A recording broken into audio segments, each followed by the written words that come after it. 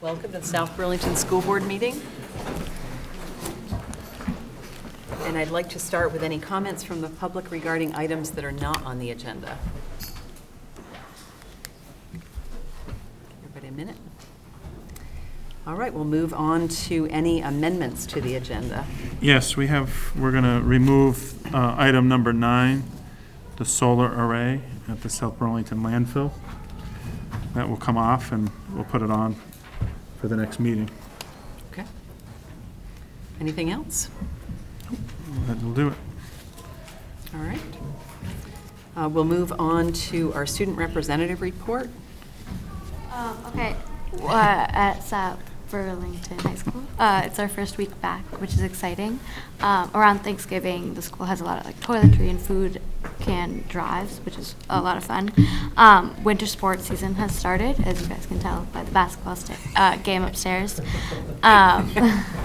There's a big Scholars Bowl tournament this Friday that South Burlington hosts, and it attracts a lot of people. And finally, there's a mini Spirit Week coming up that Student Council has organized. It's premiering for the first time, which is also really exciting. Great. Yeah. And I have a couple of announcements. I'd like to turn this over to my colleague Dan Fleming. Thank you. Thanks, Dan. So I'd like to make this brief announcement. My term as a board member ends at town meeting day next year. It's been my honor to serve this board, but it's time to bring that service to an end. So I will not be running for re-election. To those of you who may be interested in this, this is a most interesting time to consider being a school board member. I hope many are interested in serving on the board. Any interested persons should feel free to contact me at my home or via my South Burlington email address to discuss the opportunity and the implied commitment. So anybody that has any questions of any sort, I'm perfectly willing to kind of share my experience and talk with people about that. The superintendent's offices will and can provide the contact information to me, either the email address or the telephone number, whatever you prefer to use. Yeah, for those of you who don't know, Dan started his service to the district really on the Citizens Financial Advisory Group in budget development, and we've been really honored to have him serve as a board in that capacity and then as a board member for the past several years. So I know we'll miss you, Dan. Your input has been invaluable, and you've shepherded us through a number of key issues over the several years you've served. So thank you for that. Appreciate your service. Thank you.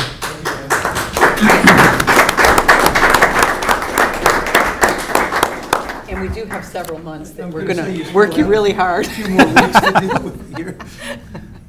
And I would also offer that any board member is available to any interested community member that might be interested in serving. So please feel free to contact any one of us either directly on our school emails or through David Young, our superintendent. And we will likely have some discussion at a future meeting of having some kind of informational session for community members that do express an interest in board service.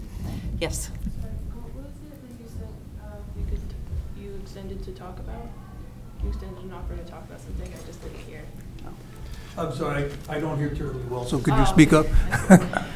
You extended an offer to talk about something, I just couldn't hear you. Oh, well, to anybody that might be interested in serving on the board and would like to know something about how it goes and what some of the issues are, and just get a feeling for what's going on, I just make myself available to talk with you or to exchange emails, whatever works for you. Get that info after?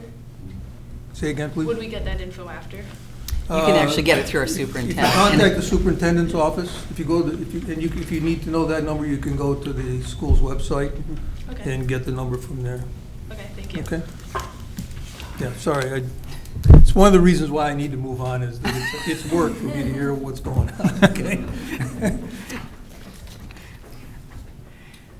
All right, and another announcement we have, I think, Martin, you're going to talk a little bit about the board's commitment to a communication plan.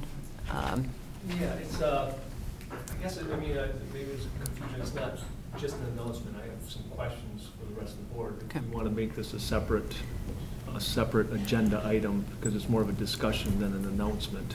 Should we maybe put that at the end of that discussion? Yeah, we just put it at the Let's do end. that then. Okay. Yeah.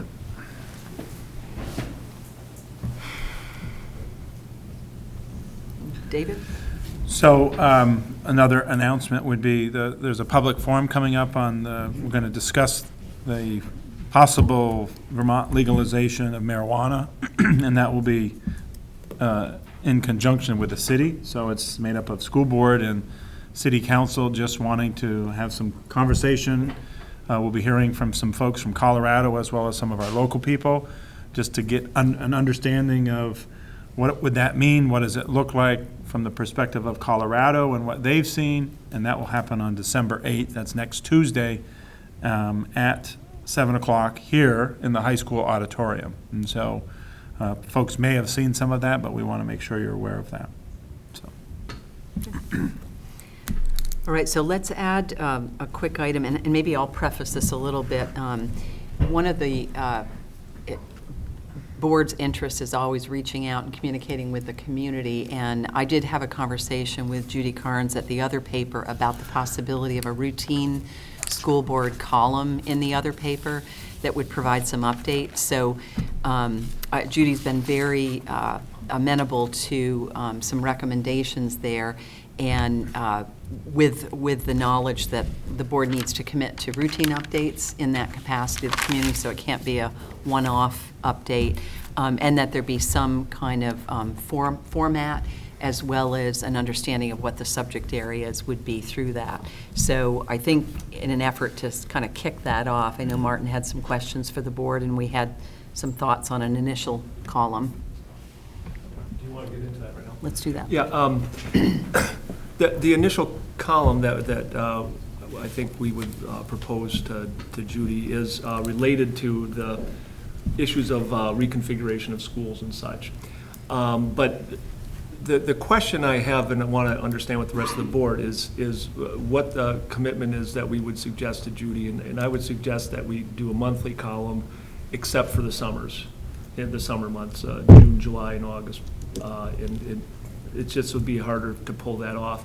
And the second thing is that my understanding, and I just want to get consensus on that, if you think we should do all year, then we can propose that. But the other is that it wouldn't be just one board member, it would be individual board members, so there has to be some commitment by each board member to be able to write a couple articles a year, really.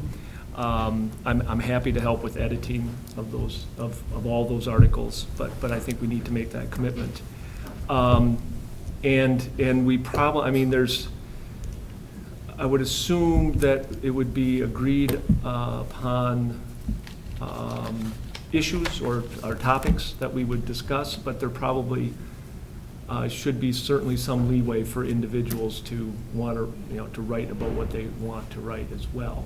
But if it's kind of reflecting the board's view as opposed to an individual board member's view, we're going to have a process where on the monthly basis during one of the meetings, we have an agreement that, yes, this is what we should write about.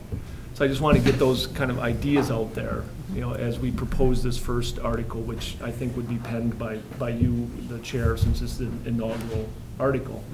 That I just wanted to make sure that we were all on the same page of the other paper, so to speak, for this issue.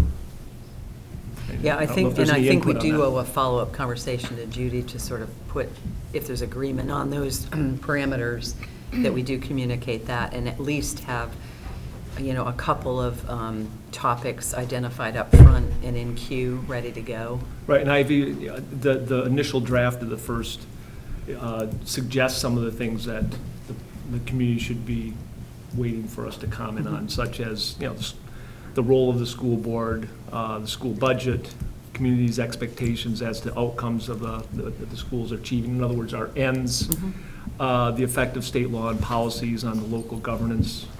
Those are just some examples, but I don't think it'll be difficult to find Content. content that people are interested in. So.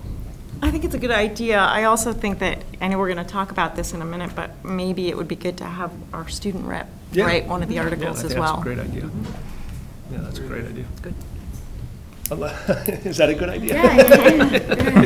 You know, we don't want to foist this on you. Wait a second, I have term paper. Yeah. So I think it's a direction we should pursue. What you generally outlined is fine by me. I do think we need to try to get things queued up, try to get assignments in place, and, but also be realistic, because to the fact that something may pop up that's, would upset our agenda, you know, and move something forward or adjust it. You know, I think you want it to be, there are lots of things going on here currently. We're probably going to focus on one thing. It could well be that the balance shifts to another one of the topics in the not-too-distant future. For example, the budget's coming up, and that could be a big Right. deal, right? Yeah, I would think that would be a Surprise. February topic, for instance. Yep. So if it's the board's pleasure, then I could circle back with Judy and kind of tee up the first subject, and then just kind of go through some of the ideas around calendar, future subject areas, and authorship. Yeah. And then we should look to make that a regular item on the agenda then. And when you say regular item like that, would be part of a conversation. There'd be some opportunity to review review those in a those before it timely goes, yeah. manner, yeah. Yeah. Any comments from the public on the topic? Okay.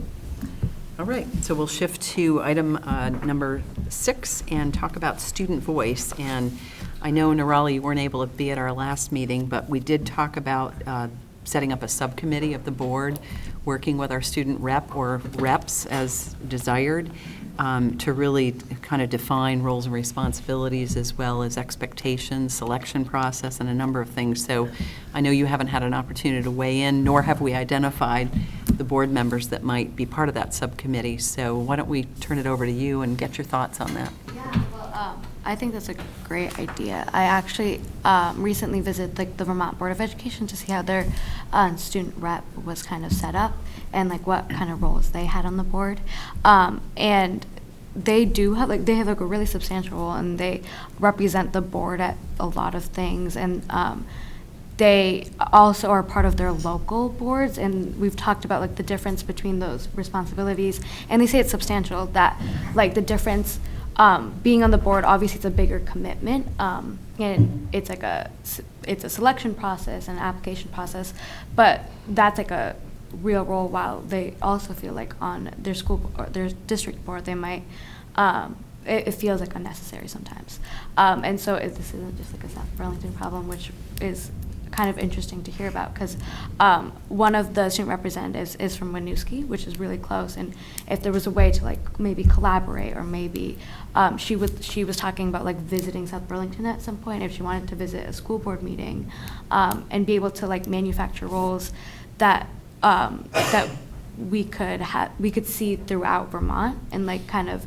be leading this initiative of making substantial student roles. I think that'd be really cool, and kind of mirroring, I think it'd be, or taking advice from the Vermont Board of Ed, because they've set up a really good system, kind of the transition between junior to senior rep, the selection process, obviously the board has a lot of input on that, and kind of the roles and responsibilities. I would definitely look to them to see how we could adjust that to our own board as well. Those sound like all good work for a subcommittee. Questions or comments for Nirali? So I know that Mr. Burke had said, or someone said, that they were going to open up the next year's person to the whole junior class rather than specific to the council. So do you know where that stands at this point? Not necessarily. When I last talked to Mr. Burke, we wanted to kind of transition into an application process for the whole junior class, instead of like it was previously when the student council elected someone to be a representative. But I think that if we do start a committee, we could definitely have an impact on that, and maybe decide or on what could be on the application, or we could be part of the reviewing committee as well. And also decide if we want to wait until after the committee is met to select a junior representative, or get a junior representative to be on the committee that helps structure the role as well. Any other comments, questions?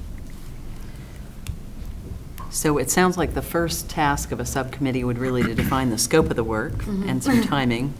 And I guess I'd look to my colleagues, and I know, Martin, in your absence at the last meeting, you got volunteered for several things, so we could volunteer Mr. Leduc at this point, but I would actually like to participate in that committee myself, if other colleagues are not clamoring to do that, so I will volunteer myself.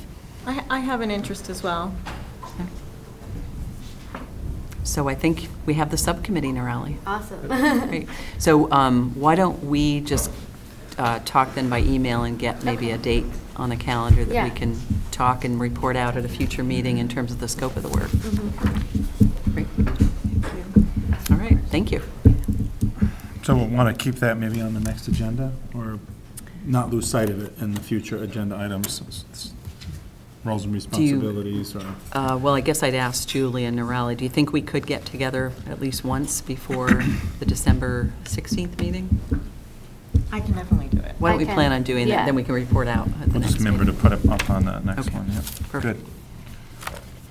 All right, so we'll move on to agenda item 7. So, Jan, why don't you actually come forward a little bit? While Jan is coming forward, I just will give an update on his presence being here. I wish I could enunciate your last name, but I'm not going to attempt to do that. Maybe if you can sit right in the middle there where everybody can see you. I'm sorry, we got that column right there, Jan. Sure. It's Vitovsky. Vitovsky. I should be able to keep that right. But anyway, so welcome to the board meeting. Thank you. Jan is here to talk with you about, he has submitted a proposal. I don't know if it's actually been submitted, but a request has gone forward, and he has reached out to me. He's reached out to the city to have a homeless shelter in the current, or the recently vacated radio station, which is just to our north of our 400 Dorset Street location next to the middle school. And so about 15 minutes or so, Jan, they have, maybe you can give an overview of what you're proposing, and then I'll maybe allow the board to ask you some questions. Absolutely. But that's really Absolutely. it. So Thank- welcome. Thank you for having me here tonight. The shelter that I'm working on will be the 6th homeless shelter that I've opened. I was the founder of Burlington's original shelter, the Burlington Emergency Shelter on North Street in 1982, and I directed that until 1994. And the shelter was a very successful model in that we helped 80% of those who came to us onto their feet. We had extremely good neighborhood relations. The police looked at us as a very responsible option. There was also a wet shelter at the time in Burlington that was drawing people to the area, and with that, there were a number of problems. And I'm real pleased to have the opportunity to speak to you, because when people think of a homeless shelter, it brings to mind many different images. A lot of people associate, obviously, alcoholism with homelessness, and there are other negative connotations at times for folks. And there tend to be two different camps. There are some folks who look at the homeless as all bums and a problem, and other people who look at them all as victims. And of course, neither one is true. People are people. And I've always been very honest about the causes of homelessness and the people that have stayed, but also, on the other hand, very, very impressed with the people that we've cared for, because in order to qualify for the shelters I've started, one needs to be willing to first, they need to be sober. Secondly, they need to be willing to work on resolving their homelessness. And third, the issue is responsibility. And my shelters have all been entirely donated, entirely supported through private donations. We don't take entitlements. Anybody who's staying in the shelters gets the food and the clothing and the things they need. They don't need to take entitlements. And we have worked very, very hard, not just to exist in the communities that we've been, but to be very positive parts of our communities. Around the Burlington shelter, we shoveled the sidewalks of the elderly nearby.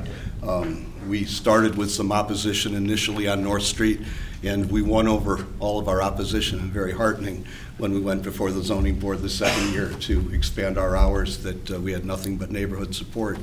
And that doesn't happen by accident. We are very sensitive to our neighbors. We want to be good neighbors. It's part of the care that we provide for people. And so our house rules were designed to be sensitive to our neighborhood. For instance, the first house rule is we open at 7 p.m. If you're seen before 7 in the area, you're not going to be able to stay that night, because wherever you are, leave there so you get to the shelter at 5 or 10 after, so we don't have people hanging around out front. And just by anticipating the type of concerns people would have and the negatives that can be associated, and being genuinely concerned about those is part of our care for people, and part of being a good part of the community, because people that come into the shelter are often needing to rebuild their lives, and being a responsible part of the community is very much a part of that. So one needs to be completely sober. If someone does approach us, or if the police brought to us somebody who was in need of shelter but had been drinking, they can't stay. The shelter is, you need to be 100% sober, but we will offer the option. I will get you into detox for the first night, and then into Act 1 for a week. So then you have a place to come back to with 8 days of sobriety, and we work out a care plan for each person. I sit down and talk with them, why are you homeless? And that person, after 8 days of sobriety, in an agreement with us to find a sponsor and to make an AA meeting each day, we're going to do what we can to responsibly help that person to rebuild their lives. If for roughly a third of the folks, alcoholism has been an issue, or not so much drugs, but alcohol and drugs, a third of the folks that have come.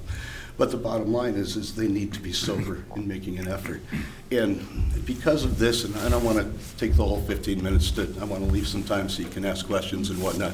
But because of the way we go about it, it's not just that you're a teacher, it's if you're a good teacher. It's not if you're just a shelter. You need to be operating responsibly and addressing the real issues with people to help them rebuild their lives. We are responsible, and we seek to be good neighbors. I'm really delighted that in South Burlington, I feel like we have gotten a very fair hearing. This afternoon there was a meeting. I've had 3 long talks with Dave about the shelter. This afternoon we had a meeting with the deputy town manager and the fire chief and the police chief, Trevor, absolutely wonderful. And I don't feel like people have approached either overly critically or cynically, nor have they approached with, no, that's great. There have been a lot of good questions asked, and that's I feel like if I can get a fair hearing, and people understand me, and I do have a track record, that we can do very well.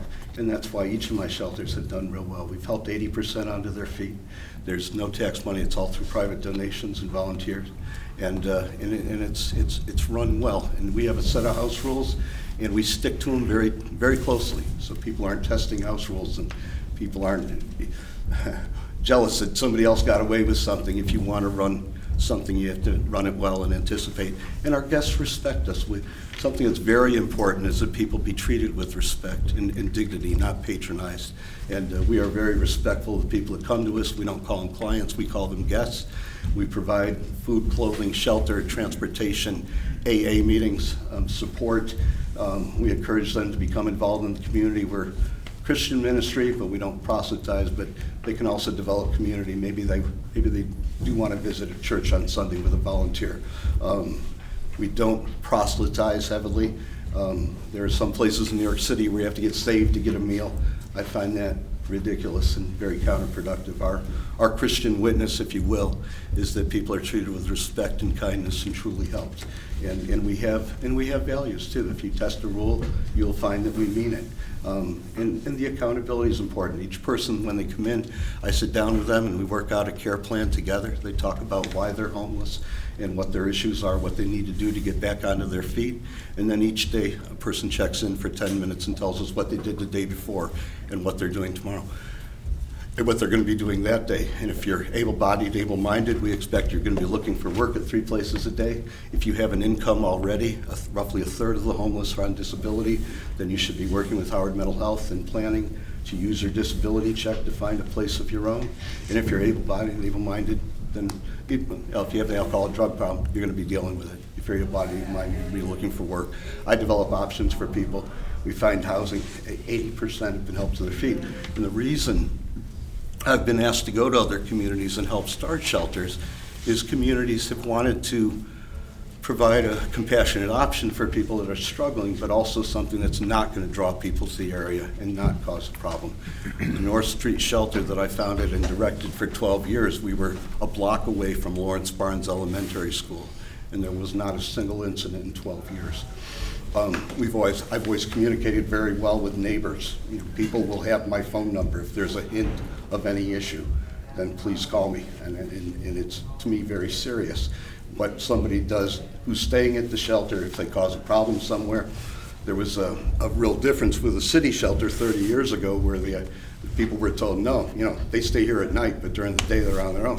No, I feel very responsible. And if any behavior of somebody who's staying at the shelter, in return for our help, they're asked to be respectful of the community, and to make their best effort. And so if there was an incident, it would be very serious in my mind. We've not had incidents. Neighbors are very supportive. When I worked to open the shelter in Bennington, Kevin Scully, the chief of police, testified via phone. He would have come down. We've had real passionate support from our neighbors, and it's because we're responsible. Someone might ask the question, well, what if someone was drinking and you turned them away? And the relationship that I had with alcoholics in Burlington who chose not to pursue other help. They didn't, you know, again, we would offer them detox, and we would get them to detox if they were interested, if they wanted help, if they had been drinking. Someone who says, no, I'm not interested, there's not a sense of resentment towards us, or I want to get even, or they've been treated with respect, and they are warmly invited. You know, if I can get you a place to stay tonight, and if you come sober tomorrow, we get help. But from square one, it's about responsibility, respect, and encouragement, and we have not had the problems that some flop houses have had. And flop houses do draw people to the area and do create problems. This is not that, and it's not something that's tempting to draw somebody from other areas because there's a free ride. It's not. You've got to make your best effort. And to me, as a social worker, this is the responsible way to help people. I don't like wet shelters. I don't like the concept of enabling, and I don't like the concept of helping somebody kill themselves, meeting all their needs while they exercise a destructive lifestyle. So my shelters have done real well. You know, the bottom line, people are treated with kindness and compassion, but we also respect them enough that they're going to be helping themselves, and hence we've not been a problem.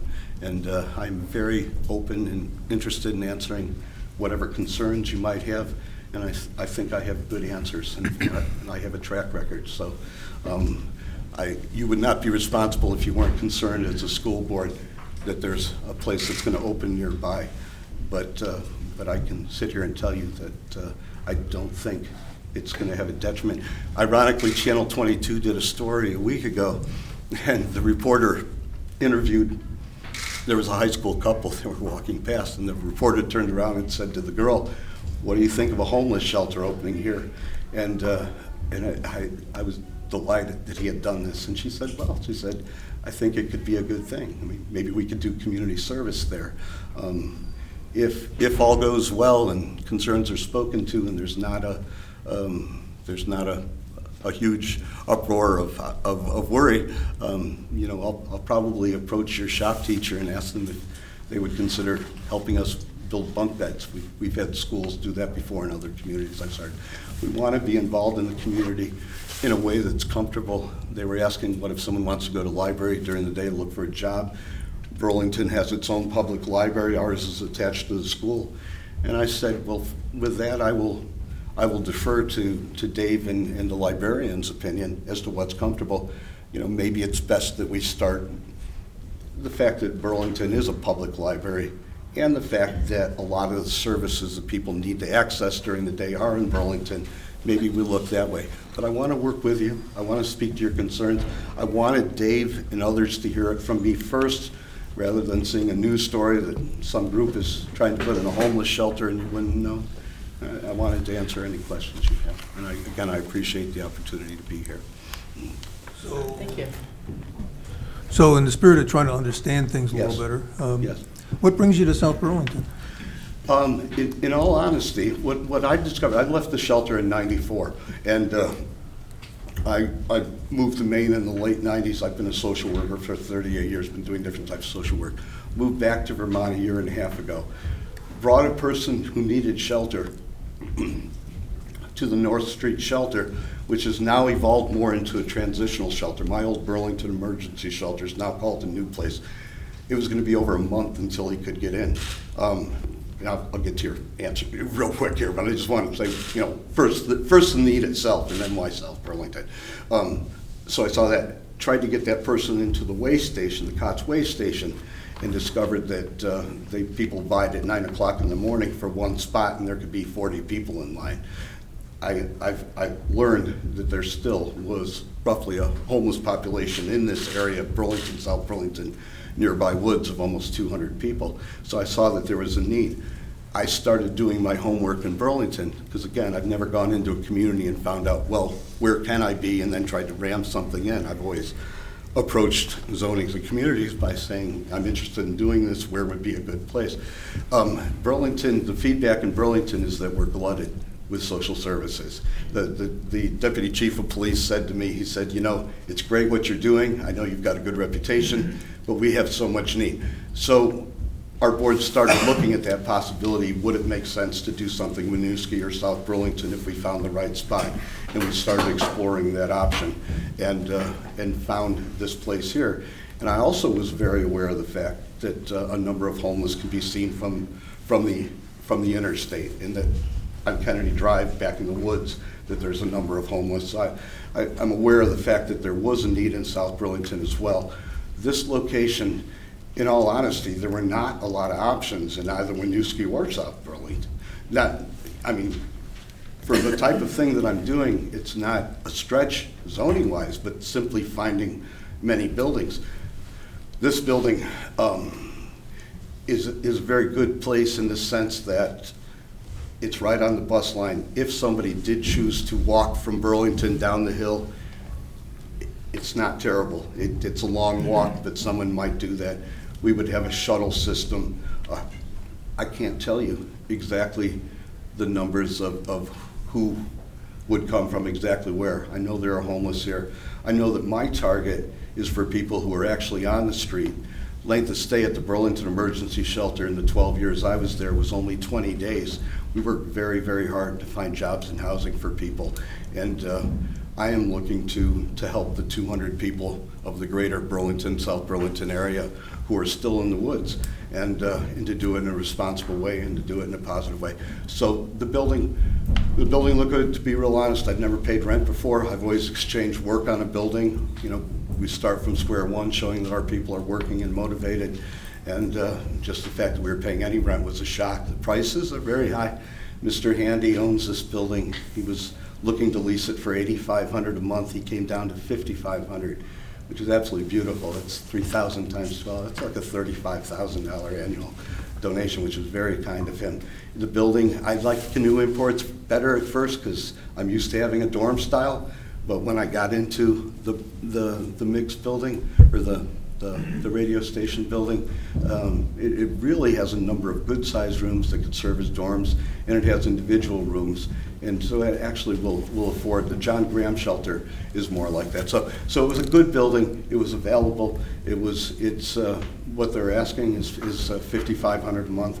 I just, this afternoon, bless Paul Connor for calling this meeting with the folks that came. Fire chief told me this afternoon I'm gonna have to have a sprinkler system. So my goals of being open in January may have just taken quite a setback. But hey, I'm not discouraged. You do what you need to do, and I certainly respect the rules. There's good reason for them, and that's a part of it. So Why don't we open it up for other questions, if yeah, you I'm don't sorry. mind? I'm sorry. Danny, do you have anything else? Follow-up? The other question I had, I guess, high on my list is, does this focus on individuals or families, or does it have a focus on everything? There is a family shelter. There's also a Spectrum serves youth under 22. I'm there for folks who truly have no other option. So if a family comes, we will refer them to the family firehouse shelter. I probably will have a room set up if the family firehouse shelter happens to be full or Short-term whatnot. But contingency. primarily, we'll be serving male and female individuals over the age of 22. Thank you. Other questions from the board? So is this, I guess I was under the impression it was the canoe imports, but it's not, it's the radio No. station No, building. it's the radio station Okay. building, yes. What, about how many beds or spots is the location going to have? What's the maximum number you're going to be able to accommodate? Maximum number that we feel we can accommodate would be 25. 25. Likely 20 to 25. Also talking about starting the first year, because I want people to know us and feel comfortable. Dave said that the students arrive here at 8:25 in the morning, so we would close at 7:40. I don't think there would be a problem, but we would close at 70. Originally, the hours we're looking to operate are from 7 at night until 7:45 in the morning, and so there wouldn't be. Again, I know that my people would be respectful, and I don't think there would be a problem. But And what's the to be average- very clear, we wouldn't be. The average, I'm The sorry. average stay of the guests? Average length of stay at the Burlington Emergency Shelter was 20 days. And that, it's a little bit misleading in that there's a certain number of folks who do just come for a couple days and we don't see them again. But for the average able-bodied man or woman to come in, find a job, save enough money to get a place of their own, and for us to find housing, it takes normally 5 to 6 weeks. Bottom line is, when someone comes in, we don't set a length, but everybody needs to check in for 10 minutes a day, and I do a weekly review. And if you're not making an effort, if you're not doing what you need to do, you're part of the bargain. We provide food, clothing, shelter, hygiene supplies, transportation, advocacy, AA meetings, a lot of respect, support, and all these things. Your part of the bargain is that you're going to be respectful and you're going to make whatever effort you're capable of. And if it's that much, that's what we expect. If it's that much, that's what we expect. And it feeds well. Self-esteem is a huge issue for people. When everybody is working on something, when everybody's trying to improve their situation, it makes for a very mellow and very positive atmosphere, and good things are happening in people's lives. So the thing that's most important to me is just the image that some people might have of a flop house or a shelter where people are drunk and loitering. That's not the case. That won't be the case with this shelter, and you will find me in the shelter be true to this word. And the proof in the pudding is the way our neighbors have felt about us. And I can bring you references from police chiefs. I can bring you references from neighbors. Our shelters have been good neighbors. I started a second program on North Winooski Avenue. The residual rate for the alcoholics and the addicts was much higher than other populations, and I started an intensive residential program on North Winooski Avenue called The Good Neighbor. And we swept the Church Street Marketplace early in the morning, and we served meals to widows, and we shoveled driveways around us. And these men that stayed in this program got so much out of doing the respect and the self-esteem and the skills, and it's a real effective way to help people, and it's, for me, I love it. It's what my I had a life's work quick has been. question, Jan. Are you linked Yeah. formally with any social service agencies? No, but very closely informally linked. Bob Bick is a very good friend and was for many years, and because we don't want to duplicate any services, but mutual referrals both ways happen, and certainly work very closely with programs like Act One and Howard Mental Health and the police department and every social service agent. No, but we're a nonprofit corporation in our own right. We're applying for our 501c3. That takes about a year, and looking to find an umbrella agency, and we'll have one shortly. Other questions? Can you just tell us what happens at 7 p.m. when people check in, and what happens over the night time period? I'm mostly thinking about our vulnerable population and the fact that we have a lot of nighttime events here at school. Great question. What the volunteer does, who's on duty, there'll be a charge person, and until I have confidence that this well-meaning but naive volunteer, gets it and gets the rules and knows how to enforce them and feels comfortable, I'll be there a lot of nights initially. But what happens is people come in. We have volunteers that are near the door that greet folks, and and we've got our sniffers, and I'll probably have an alcohol machine to be able to test, and make sure that people that come in are sober and in a good place.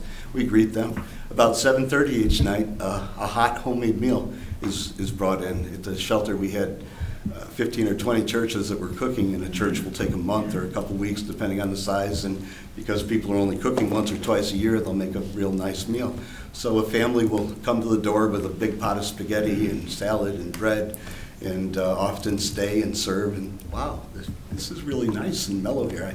I have memories of my 4-year-old daughter playing checkers with Georgie Boudet, who had been the town drunk for 20 years. And it's a warm environment, and people are touched by the fact that someone's cared enough to cook them this nice meal. So we served dinner around 7:30. At the Burlington shelter, we didn't have a TV. Our board hasn't tackled that hotspot issue yet so far, but then people sit and visit, and volunteers. I have a shift of volunteers from 7 to 10, and the idea is basically just talk to people. How was your day? And be there for folks. And 9 o'clock, people start going to bed. The lights will be out at 10 o'clock, and then most nights, nothing else happens. Once in a while, I imagine I'll get a call from Chief Whipple or someone on the police force, and maybe he was talking this afternoon at our meeting how the amount of interaction he does have with the homeless. It would be nice for the South Burlington Police Department to be able to say, there's a place where it's dry and warm and there's food and you can get help. So hopefully, on occasion, normally at the Burlington shelter, maybe 1 out of every 3 or 4 nights, the police they would find somebody and bring them in the middle of the night. The volunteer is responsible for doing intakes through the night as well. Then in the morning, everyone will wake up. If we close at 7:45, we'll wake folks up at 6:30. People will get up, and they'll have the chance to get a donut, cereal for breakfast, and everybody does a chore. Everybody makes their bed, cleans their area, and does a chore. And then people will be leaving. And what I'd like to do is initially coordinate a day program in one of the downtown churches in Burlington or in South Burlington, whatever. I want to be sensitive to this community to involve them, and at whatever level people are comfortable being involved. I don't want to force the shelter on folks. I want to show people that we're going to be a good neighbor and have it as an opportunity, for whatever amount of involvement there is. So, certainly there'll be a lot of interaction with Burlington. We'll probably have a shuttle bus that leaves there at 7 at night and gets to the shelter at 7:15 with folks to save them the walk who are in Burlington during the day. The food shelf serves meals during the day. The Salvation Army has a 4 o'clock meal. Someone might go to Voc Rehab in Burlington. Again, depending on how the librarian and Dave feel, we may use the library here. Or maybe the best thing is to take some time first. I think if we're in there for 6 months and there hasn't been an incident, everybody's feeling proud of the fact that South Burlington has a kick-butt shelter and doesn't cause problems, then maybe at that point we'll become more involved. But basically the bottom line is, and then when people come in, part of the evening process too, is each person sits down for 10 minutes and talks about what they did that day and what their plans are for the next day. So there's a measure of accountability, which is real positive, and it's not a negative. We're not looking down our nose saying, what'd you do? But it's encouragement, and folks are aware of the fact that they're going to be asked. And I do a weekly review, so if people aren't making an effort after the first week, I may say to them, you really didn't do much this week at all. If you haven't shown that you are going to make an effort by next week, we'll have to set an effort. So, I ratchet up the pressure gently and try to coerce very nicely people into doing the best they can for themselves. And it's not. There are many people that are more than motivated to do the best they can for themselves. Any other board questions? I know we appreciate you reaching out, Jan, to our superintendent and making yourself available tonight. David, do we have next steps or? No, I think, the board, obviously, we've heard a lot of information from you. There may be other questions that they will have. Maybe some will be after this. I know that your timeline currently was to try to get something in front of the DRB. That sounds like likely to be after the first of the year and maybe beyond. I'm not sure. Tomorrow's phone call, as I confirm that we don't have a sprinkler system in there. In order to go, we had hoped to go before the Developmental and Review Board on January 5th, and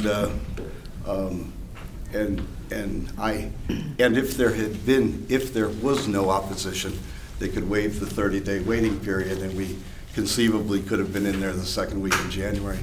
Learning today that we need to have a sprinkler system and we may not be able to do it this winter, I'm going to have a very busy morning tomorrow morning, so unless I get some very good answers and discover there's a sprinkler system in there that I didn't notice when I walked through there a couple times, or maybe God will bless me and I'll get a phone call from a sprinkler system group who reads that we need a sprinkler system and wants to donate it in the next week. We'll see, but it looks like we may be delayed some period, and if we are, we are. So next steps, I would say, we'll obviously, I think board, there'll be likely some other questions that might come up. Those questions might manifest back to you to ask some clarifying questions. They may also please. manifest into the, being at the DRB and asking those questions there. Sure. So again, I think on behalf of the board, we're certainly happy you came in and shared some of the good work. Again, we're, from my perspective, looking at, how we can be, a strong part of the community, obviously, but we have an obligation to ensure safety of students, and so that safety, concern is heightened a little here. I understand. And we have a desire to really seek information and to have that. Absolutely. Well, I appreciate the openness here, and I was heartsick.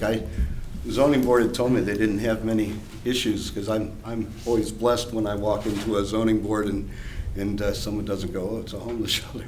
It's the only place that I really had a problem was Bennington, and it wasn't us, it wasn't personal, they just ideologically, they didn't want a homeless shelter in Bennington. But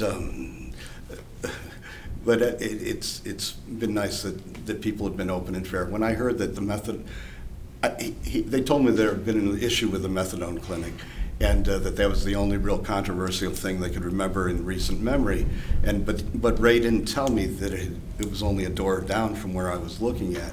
And when I found that out, and I don't know the history, and I don't have a position on methadone clinics, but I understood that it had been quite an issue.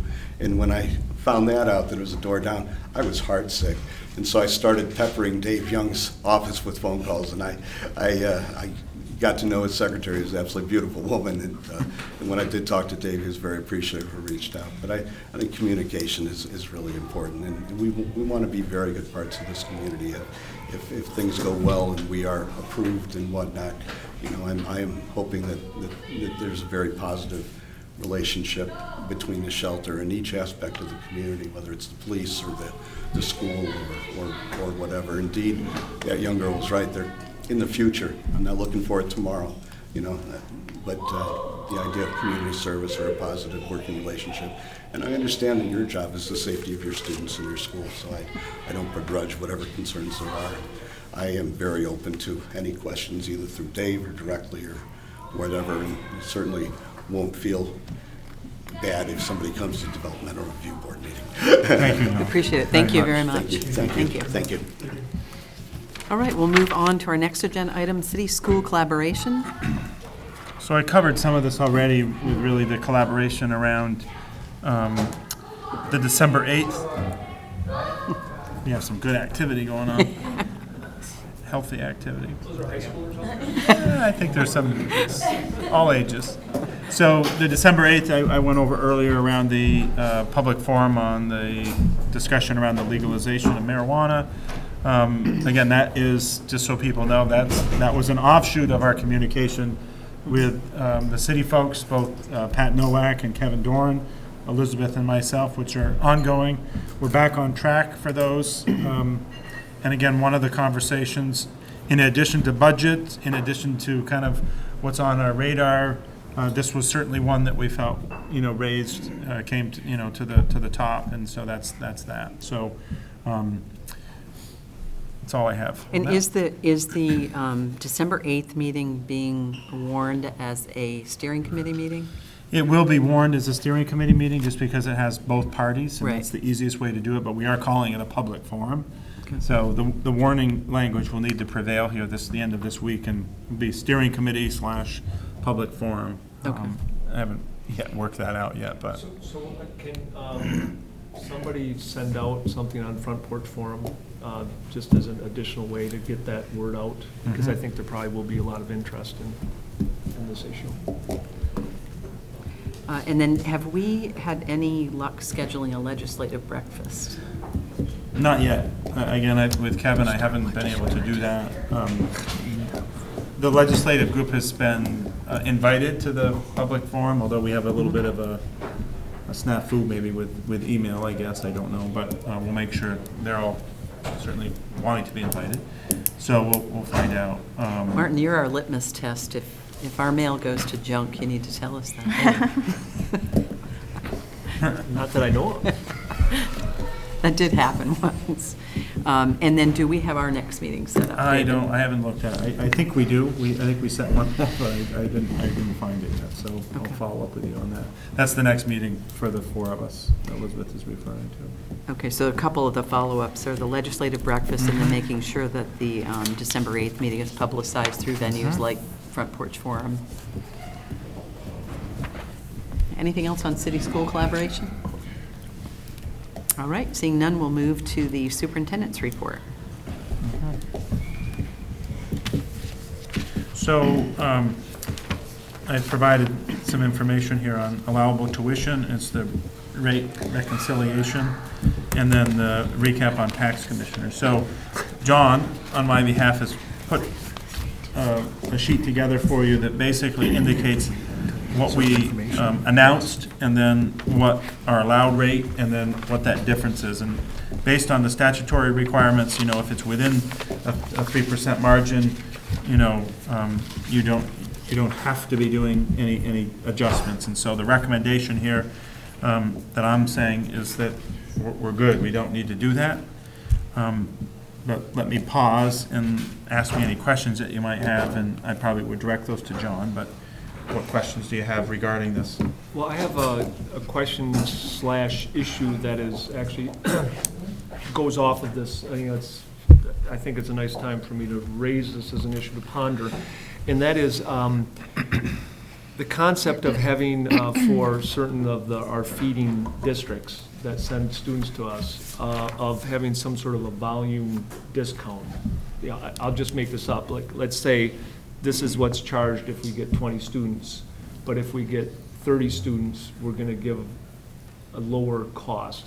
And I want to know if that makes any financial sense, because in part, my concept behind this is there's a few reasons for this. One is I would like to tie these sending districts to us, have an even stronger tie to them. In lieu of trying to consolidate under Act 46 with other districts, which that just doesn't seem to be in the cards at this point. I would like to find other ways we might be able to tie our joint efforts together. Related is that my understanding for some of these sending districts, and I won't go into the details of how this happens, but oftentimes having to pay the tuition to us and other schools, the only way that they can get their budget passed is to have further and further cuts in their elementary and middle school programming. And one might think, well, that's their problem, but that's not how I look at it. I mean, because if there's programming cuts, these are kids that are coming to our high school, and we want to see robust programs from those sending schools. So I think it's in our interest as far as having students who come here prepared to learn, to make sure that we are making it easier for them to send their students here and be able to fund their students there. So I'd like us to look into that. I know that's not what this is for today, but I thought this is a good time to bring this up, to see again if it makes financial sense on our side, whether we can even offer a volume discount. Well, and you're talking about the fact that there's overhead or sunk costs that would be spread over a higher volume of students, basically. Right, and there's still our variable costs that we have with every student. That's why we only set a very low cap for students that are sent to our school without any money following. You know, there are variable costs, but I don't think the variable cost is always the full $15,000. Although that $15,000, or $14,798 is important, but if there's room for us to do what I'm suggesting, I think there are benefits to us in doing so. So I think, it's a topic I think that's prudent. However, what's upon us right now is this reconciliation, which I think needs to be acted on, resolved now, because again, we need to give clarity. I think the bigger picture is the conversation, and you, the board, have asked for those kind of reach out opportunities, and we currently have some reach out opportunities that are in play, and we're, working with our sending schools to have that conversation right off. And so that's part of whether it's to the islands or our nearer neighbors, those are being set up. And I think these would be very appropriate conversations. And again, I don't want to be so quick to say that it's an absolute yes. I think we need to look at the provisions of the law and the financing. However, if it says we can't, doesn't mean that we shouldn't explore it. And I think that's to your point. Then there needs to be some legislative activity that says we want to, request an opportunity where that can have some, modeling where it's based on enrollment numbers or more predictable allotments of students, and a tuition rate that works. I think we want to be able to do that. So currently, we've been bound by the statutory requirements and the calculations and how we do it, which is in part here. I don't know, John, you want to weigh in on anything before we move on to the tax commissioners? Can I clarify something first, John? Are we bound on the upper end or both the upper and lower? Is it a plus or minus 3%? Yeah, Yes. it's either way. Yeah, if we had overcharged, Right. we would have to give it back. But if we undercharged, If we undercharged, they Then you would pay can, us. then you pay. Well, they But don't have to we're- pay us. We Well, it's could based on your request it. decision, yeah. We could request it. We could undercharge by $2,000 and that would. Waive it. So And waive it. are Right. we charging them the difference? No. You can't, because it's Less than within 3%. But Oh, I see what what you're we saying. consider, we always come to the board and say, Yeah. do you want to or not? So it's not automatic. And I think you have a track record, maybe not everyone here, I think you have had a track record where you've recognized, I think some of what Martin has said around that hardship during this period of reconciliation, you said, we're fine. well, I think, I can't recall a time where we've been off by the 3% even. I don't, There Yeah, was, there was it was. one time in 9 years where Yeah. we did a retroactive billing. yeah. Right. Then, And yeah, after that, that it's was it. been. So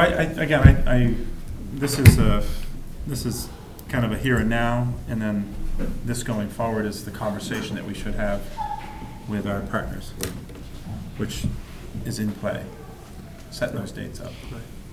So, is there, I should of course know all the laws that are on the books, but I don't.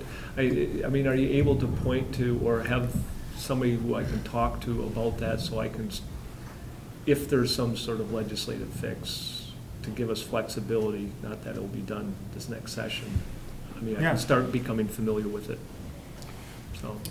There's no volume discount in the law that I'm aware of. And But are we prohibited from doing so? well, I think some districts set their, in January, by January 15th, I'll come back to you with the recommendation to set the tuition rate. And that's the time, if you wanted to discount tuition, you could talk about it and decide that. Right. That's when again? Well- That's in January? Well, the Yeah, that's rate what I for thought, 17 assuming. will be set with the budget, but it's, I think it's January 15th. Yeah. By then, we'd have to set that for FY 17. There is definitely historical data where, some of our other communities within Vermont set that tuition rate, and they set it at a very low rate. And then at the reconciliation component, then that's a pretty huge, that's a significant difference. And that sometimes, is problematic. And so it can't go without conversation when you set tuition. If you were to set it lower, then it would need to be tied to what are you going to do when then reconciliation, calculation comes out that is, pretty significant, right? So you then have to be able to say, this would be our internal kind of calculation. Well, and maybe I'm interpreting it differently, but what you're talking about, John and David, is almost setting prices that would incent behaviors. And I think what Martin's talking about is having discussions with sending districts that really talk about kind of mutual needs that allow South Burlington to kind of cover staffing and programming opportunities with some guaranteed headcount. Of number, yeah. Yeah. Of student, yeah. And acknowledging that there's a burden to a sending district, there might be some remedies, modest remedy to, Yeah. that kind of benefits both districts or supervisory units. Yeah, I think it's an idea worth pursuing, but I think the timing is such that All right. I think it's unrealistic to catch FY17. I think Yeah. we're talking about maybe FY18, but I think it's a good discussion. I think it's Yeah. a discussion that ought to be talked about, just try to stabilize everybody's interest and value and parameters associated with operation and so on. I think it has some merit there, but you would have to worry about whether it would create a floodgate, if you will, that would drive extra costs that we hadn't anticipated, because right now, we're kind of dealing with working on the margins of capacity. Right. I guess I don't think there's enough students probably at the islands in Georgia. Well, that may be, but I think it'd have to be looked at to make, I would like to say that it has to be looked at to make sure that the numbers actually can work and make some sense. But as I recall, historically, the issue was what got described here by one of these, David or John, that districts were setting the price low, but they weren't guaranteeing it. They were depending upon the law Right. to give them an opportunity to bill back. Yeah. And we would, I think what you're talking about is guaranteeing the price at a certain level. Right. Not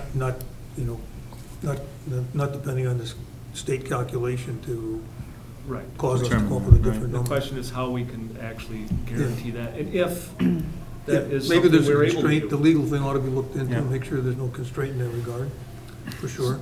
Typically, of course, what you charge and who you get, for students coming is not often, that's not directly connected. I mean, the students are coming here because of a variety of reasons, again, good system, other siblings, et cetera. So that correlation is not high. However, we haven't had the direct conversation with, if we have X number and these come, then this is the rate, and then be able to market or communicate that more broadly with some of our sending communities. So Have Martin we made been absent? a very, I think, salient point here about us wanting to make sure that the pre-tuition people that come here with the standards, Yeah. that don't give them a disadvantage when they come here, or give us a disadvantage in trying to catch them up. That's right. So, and he's absolutely right that the districts are getting pushed into a corner by what's going on, where they don't have a sufficient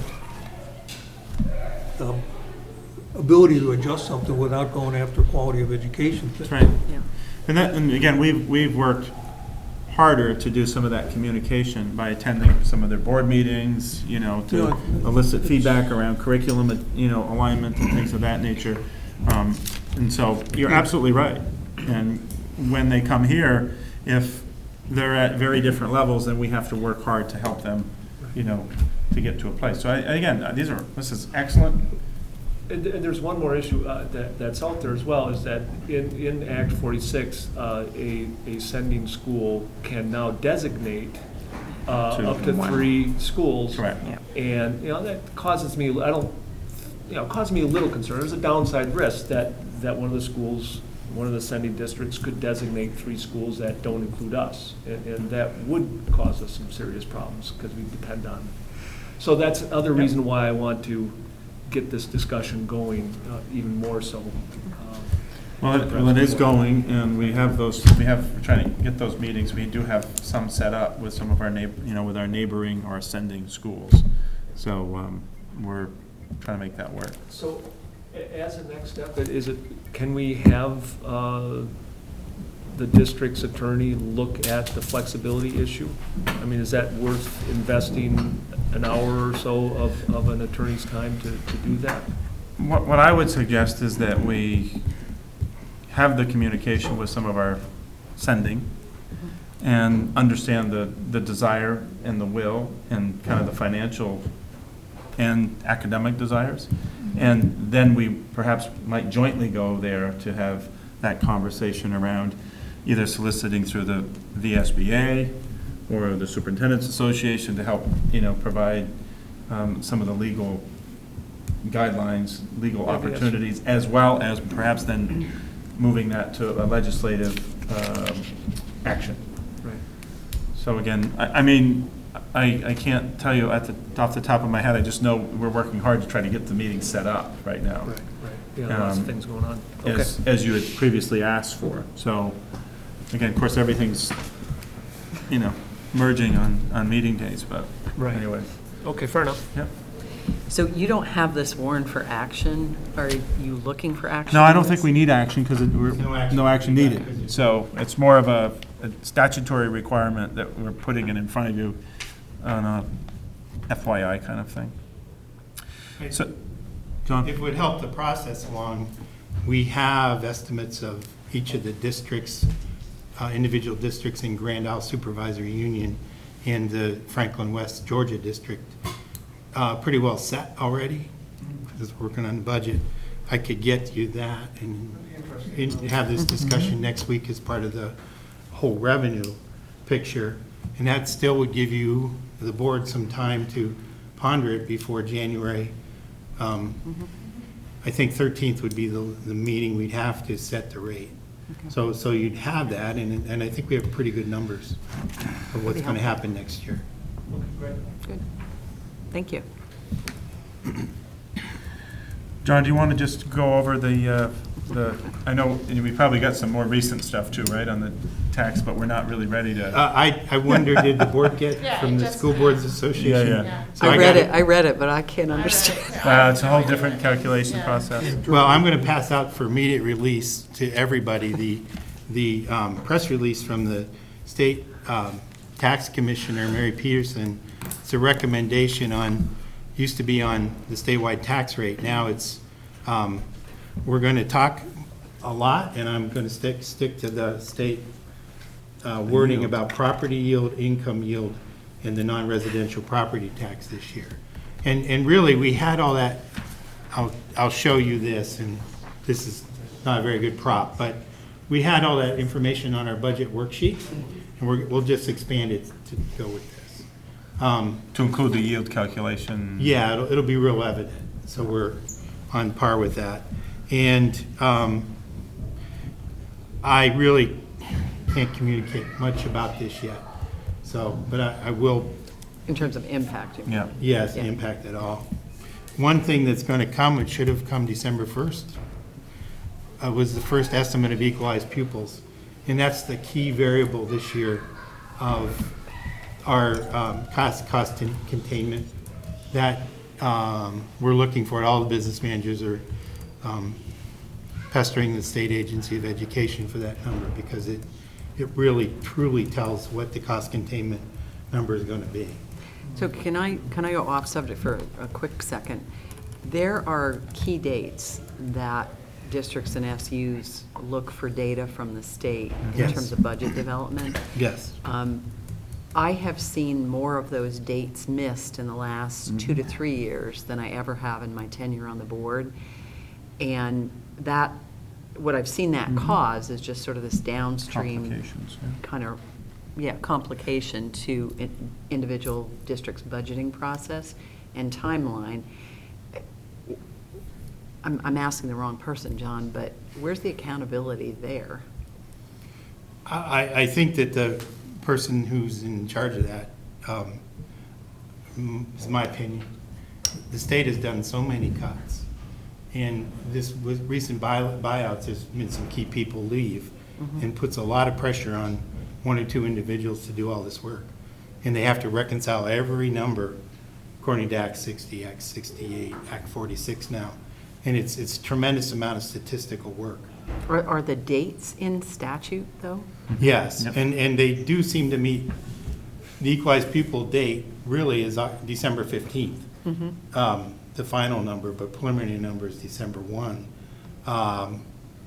They do seem to meet the final deadlines. But it is a little bit frustrating in the fact that this is such a key component of what our budget will look like. What David has to present to the board in a few weeks as far as additions, deletions, that kind of thing. So I think I'll pass it out Yep. to the public and make sure each one of you have it too. This just goes over kind of the change in the calculation, really, right? Yeah, it's It just goes the over press the release and- yield. There's more, there's a letter and a table. So I think it would safe to say, John, though, that even our public that are going to read it, Yeah. it's not, don't feel bad if they don't understand it That's right. completely, right? I used to remember in the past, I spent about half hour just going through it, you just got it. So I think it's safe to say you could stay tuned, and we'll, as John showed that budget worksheet, the budget worksheet is one that kind of allows you to say, total number of equalized students, then the calculation, then the division, so it walks you through kind of the mathematical calculations to get there. I just know that this is the kind of the first time people are hearing about this new calculation.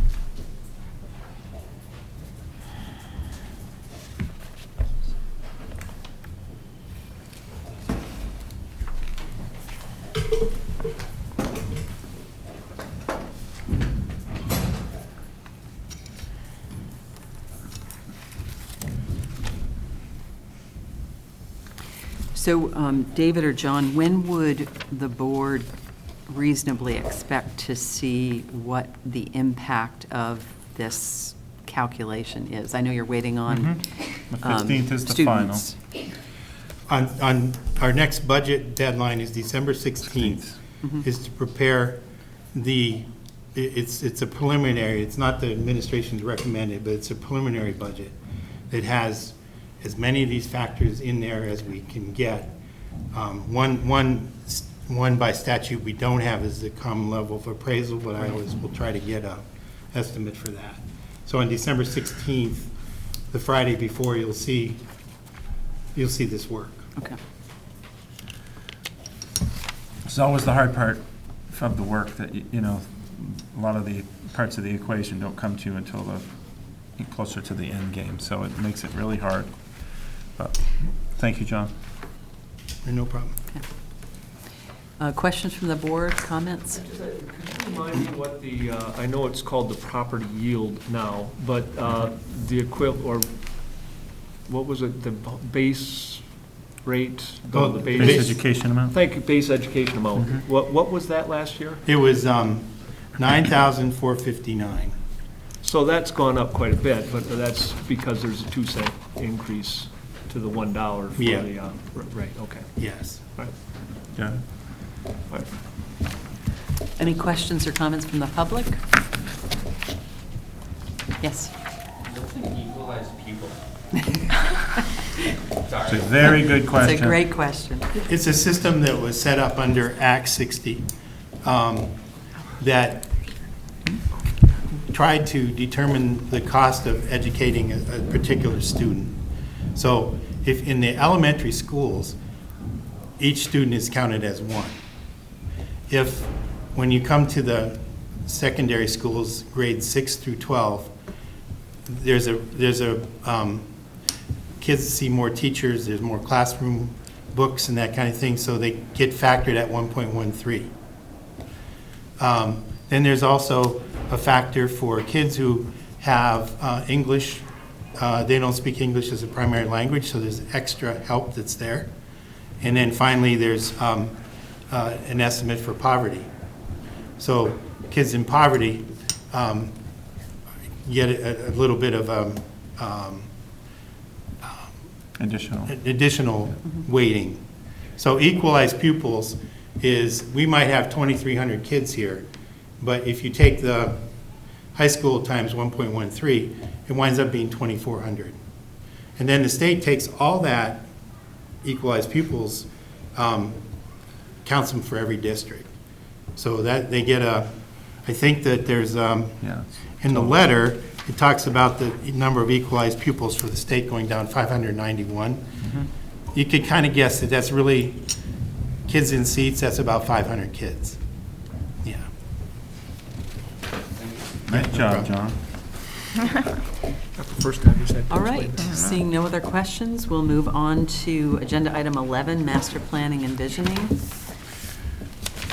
And I think I'm going to start this, if you don't mind, David, with a statement from the board. You got it. Just on behalf of the board, I wanted to make the following statement. Recently, questions have been raised as to whether Art Klugo's participation on the master planning and visioning task force was a conflict of interest, given his employment with PC Construction.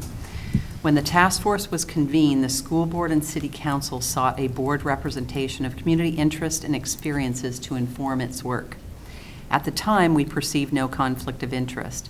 Since this issue has arisen, we have sought legal advice and are still confident that no conflict of interest existed with respect to any of the task force members, and no members needed to recuse themselves from this fact-finding body. Indeed, the real issue behind the recent concerns is whether the task force report is credible and reliable given its membership. We have no doubt that the report is credible and reliable. The task force included individuals with a wide range of experiences, viewpoints, interests, and avocations. Parents, teachers, business people, developers, and school administrators were included on the team. They volunteered significant hours to do the work of the task force and provided a useful end product that advances our consideration of how the district should proceed in addressing our long-term infrastructure needs. We believe that it's critical to obtain diverse viewpoints and expertise when we convene committees of community members to inform decisions that are before the board. We did so here and have no qualms regarding the participants or the output of the task force. I will mention one further issue. It's been suggested that the chair of the task force gained access to proprietary information that could give his company, PC Construction, an unfair advantage in landing future contracts in city center or with the school district. That is not the case. The proprietary information that was discussed in executive session was the appraised value of the city's schools. That information would not provide PC Construction an unfair advantage, as its business is not the acquisition of property.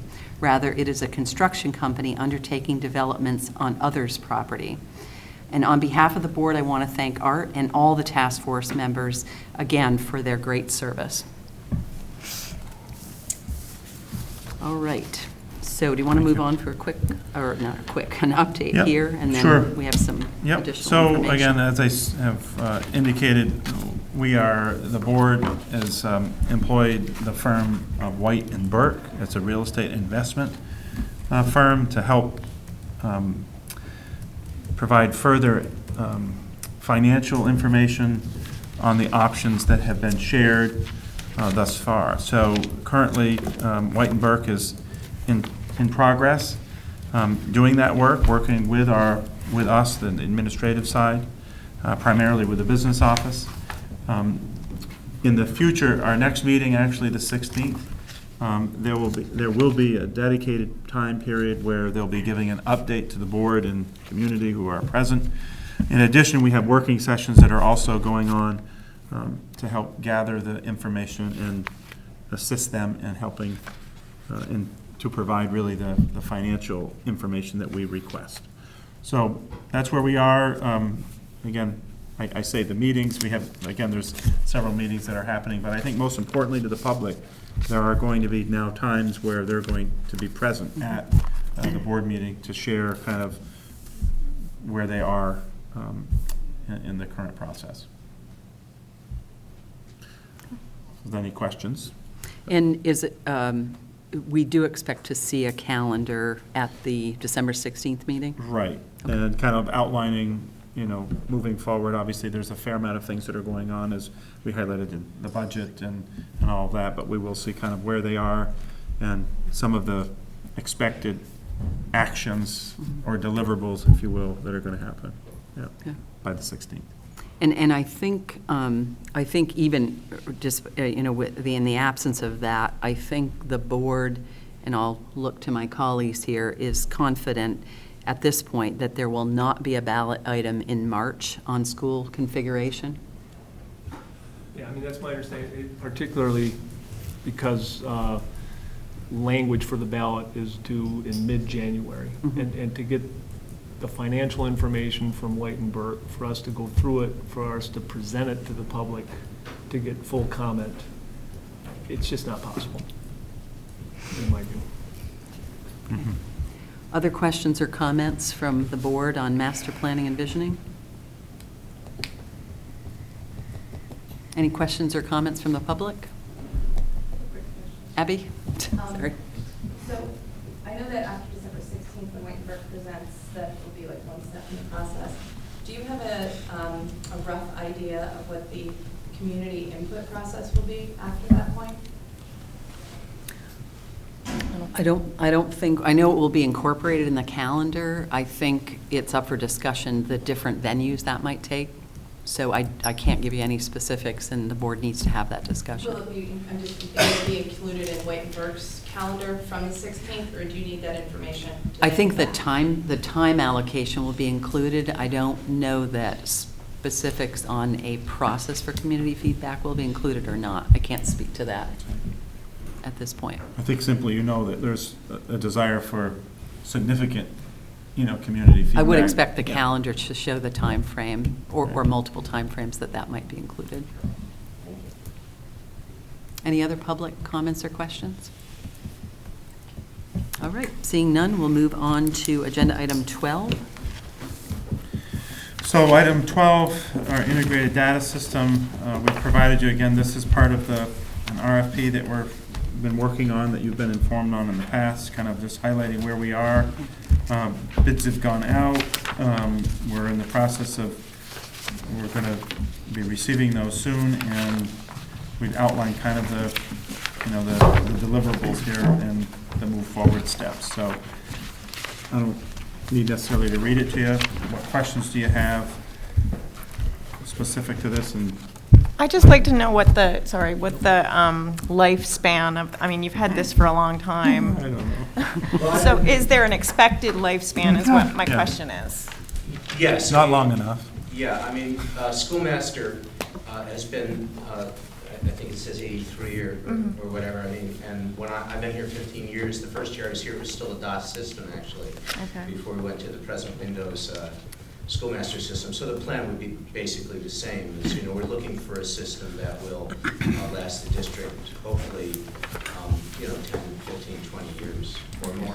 I mean, part of that is the companies, Schoolmaster was bought out by Tyler Technologies, and obviously companies that are in this work are looking at ways to continue to repurpose themselves, and they're the biggest critical issue with any of these things is that when they get purchased by larger companies, which happens to a lot of smaller software developing companies, sometimes they stop really updating the current product because they want you to buy the new product. So is there a way to ensure against that? Well, that's part of what we look for is, looking for what are the larger companies. At that time, Schoolmaster was one of those companies, and again, now they're part of Tyler Technologies, which is one of the companies that we, of course, have submitted the RFP to. So, there'll be other companies, and that would certainly be a criteria, is stability and but it's, they could become Google tomorrow. It's hard to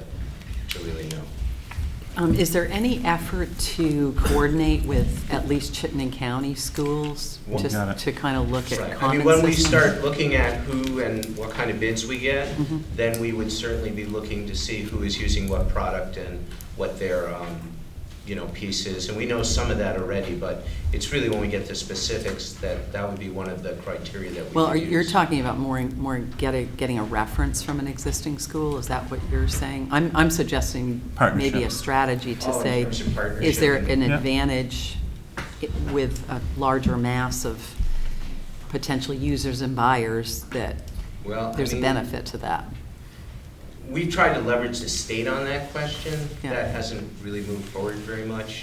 When we began this process, and I think we reported to you a while ago when we were doing this, but we did push forward to the state to say, we wish not to go this alone. We wish to collaborate and try to be succinct in our work, because as you know, when everything has to funnel up to the top, the configuration and sometimes the way they want our data have in the past had to spend a considerable amount of time to manipulate it in order to send it. And so we thought it was wise to express the desire and need, to the state as well as some of our area partners, particularly, some of them had made large purchases, I'm going to say 3 years before, or 5 years before, or 8 years before. And so simply having that known that we are up for a change, I made that known to superintendents, and I know to curriculum coordinators. Unfortunately, sometimes with the turnover and change, it doesn't stay on the radar. But that's really what we're trying to do, is that it makes good sense if we're all doing different if we can all, number one, do the research to determine what's best and what's going to be in a volume kind of discount, and that's what's going to support the state in the most appropriate way, is really something we're trying to get to. So I think, we've made some progress. We've at least expressed, and we're going to continue to do that, so that others that might be following are going to get the information. And also, on the other hand, should we be following somebody else who's in the neighborhood? Yeah. Is Burlington or Winooski or whoever, Essex, CVU, have they That's right. already gone to Well, again, signal that we should? There's not so many, there's not like thousands of vendors here, for the work that we're looking at, so it's, I was impressed, there's a pretty long list. yeah, but there's not like a town, there's not 1,000. And in our countywide, there's definitely probably a handful that are quite frequent users. And so our work is to say, hey, we really like this, and they're using this, and then we'll continue that communication effort. We've actually gotten better discounts, we have much smaller systems like Elevation, which is a system we use with our ELL students. We're actually, by becoming the first people in the state to use it, that's where you get the discount, because they want to get into the market. And now Essex uses it in a variety of other places. So, it's a mix of one, half a dozen the other. Is it the volume they want, or if you're a Midwest company, do you want to get into the Northeast? And sometimes that might impact pricing. And Or if those you're are the a things country- we'll have to look. Or if you're from India and want to get into the There you go. New England. I noticed there were 3 or 4. Yeah. The other question I had was, how much opportunity will there be for getting input from technical-oriented community members as part of this process? I noticed there's a steering committee with you and Steve Walker and Ray Mann, and I definitely respect Steve and Ray's technical abilities and such, but we have a lot of resources in this community, and what is the plan for? I think that's a great idea, and we probably haven't thought about that enough, but thank you. We'll put that into the plan. I know for instance, there's, and I don't remember the name, there's somebody in South Burlington who is specifically assisting on a committee for the state to try to get its IT act together. Sure. Good luck. Did I say that? On television. On television, no less. It's not a secret. It's not at all a secret. So, but in any event, there is somebody who is on that committee, and I do know there are a number of other people who have a lot of abilities, and I'm wondering where we can bring in that. Sort of akin to the budget Advisory. Yeah. group. Did you have that, or were you thinking more consultant than? Well, no, along the, we don't want to say. Yeah, volunteer. There's expertise that I'm sure that people would volunteer, and I guess. This is a good opportunity. Anytime we're in front, this is why this report is in front of you and you're communicating. I think if people are watching, to your point, Martin, and to Stuart, if people are interested and have an expertise, they should call us. And we ought to, and if we can reach out to those that we know. Right, yeah, I'll. Great, and we'll include, we'll look to have them be part of the, what we'll say advisory, I guess, or review committee that can help us look at it. So I think it's great. Yeah, I'll make a note to So I have myself. a question on how we're going to monitor this, and it seems to me that the list of tasks might provide the mechanism for doing that. Some of the dates are passed and there's no status update. So if that's going to be the vehicle for monitoring things, I would ask that we, Well, this was Yes, a sir. one-off report last year that was actually done a few weeks later than now. Mhm. And, it was one of those things that comes up but it probably needs to, as we, get the RFP, do a new update of the report, because eventually it's gonna come to you. It's a large bid, and you'll get to see the 3 top vendors that we've selected and why. And then from there, I think we could decide how we're gonna monitor, this new system, whether it's in a monitoring report that already exists through policy governance, or whether for a period of time it has to be a separate piece, because obviously this is part of the big infrastructure of, much of the data that we'll collect. But to your point, Dan, there's been actions. We just haven't input, we haven't put them all into the status no, bar. it's just, that kind So of we can do that. thing like that is, it could just be a matter of handing the thing out and saying, Yep. there's an update on the status. And if there's a been a lot of problem, work we can done. talk about the problem, but if Yep. there's no problem, then it's, we know Close it. we know it's on track, that's all. Yep. I'm not trying to make it more difficult, I'm trying to use what you're doing to meet our needs too. Yep.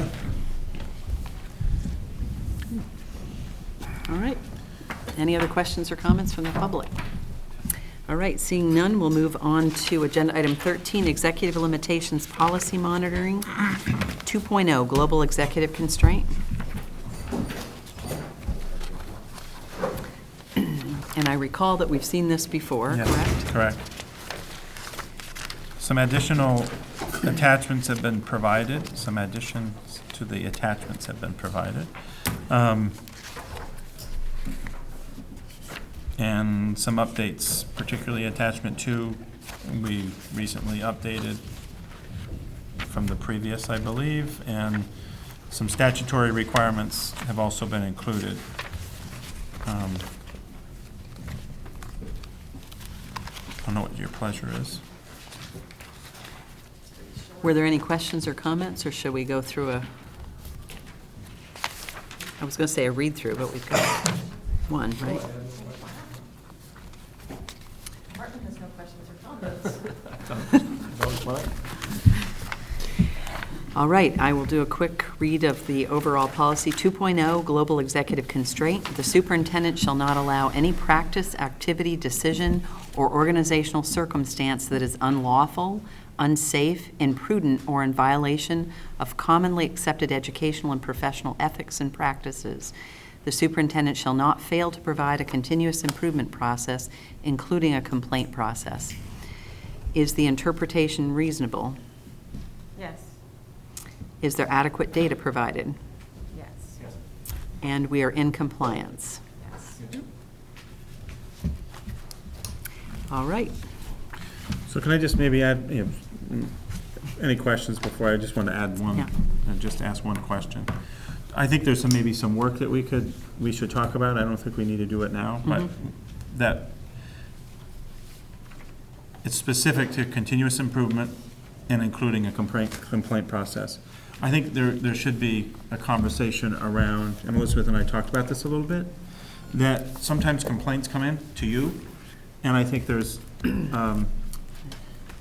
we should talk about how we want to close those, or how we want to move those. Because if a complaint comes to Martin, someone's concerned, and he has a relationship with them, and he then might refer it to me, I don't think are 100% clear, and this is on me too, is that, how does that item close, right? I have an obligation in regards to hearing it, to receive it from Martin, but I have an obligation likely, or Martin and I do, to share it with the board that you've received the complaint. And then I should somehow, through a more delineated process, close it. And I don't want to say that I think we're doing okay, but I think there's times here where you might get an email, I don't know, maybe you're in that place where I think I did forward it, I haven't heard back. What is the system for closure on this? And I think under our kind of policy governance processes, I'd like to just, talk about how, come up with some strategies on closing that. Yeah, and I think in line with that too is, I know the board's delegated communication to me as the board chair, and it's not been my practice to respond to every community email, even necessarily received and noted, but to maybe pass it on to David and say, given that the board was copied on this, could you update the board? But then there's not a follow-up mechanism to that. So is your recommendation, David, we might put that on a future agenda? Yeah, because it might be that, it could be that Elizabeth says, I'm the chair and I want to respond to all those. But if we have a situation where it's, I'm going to exaggerate, yielding, 200 a week complaints, it's not doable. So there should be a mechanism in play by which, we systematize that a little bit more than we currently do. And I think I'd be looking to the rest of the board just around, from a content standpoint, it's not very frequent that a board member can actually respond with an answer or a solution necessarily, but I would like some guidance as well as, as your designated communication person, do you want to have a board response to every community email? And then that would also require that if you individually are getting communication, that be funneled through in some mechanism. So I think it might be a pretty robust dialogue just to sort of think about the scenarios we've each faced over the past year or so. Is there a category of, it's not just complaints, but it would be community feedback or? Yeah, it's probably, let me think about where it goes, and it probably goes in one of our monitoring, reports, and we should talk about it maybe in advance of then putting that in. It should be one of the pieces of evidence maybe that comes in that we can say there was 5 complaints that came in, through the board. Yeah, and maybe in treatment of community. Right. Yeah. Right. Any other board feedback on that? There have been specific times where we've received a great deal of information and mail, and some of us have responded.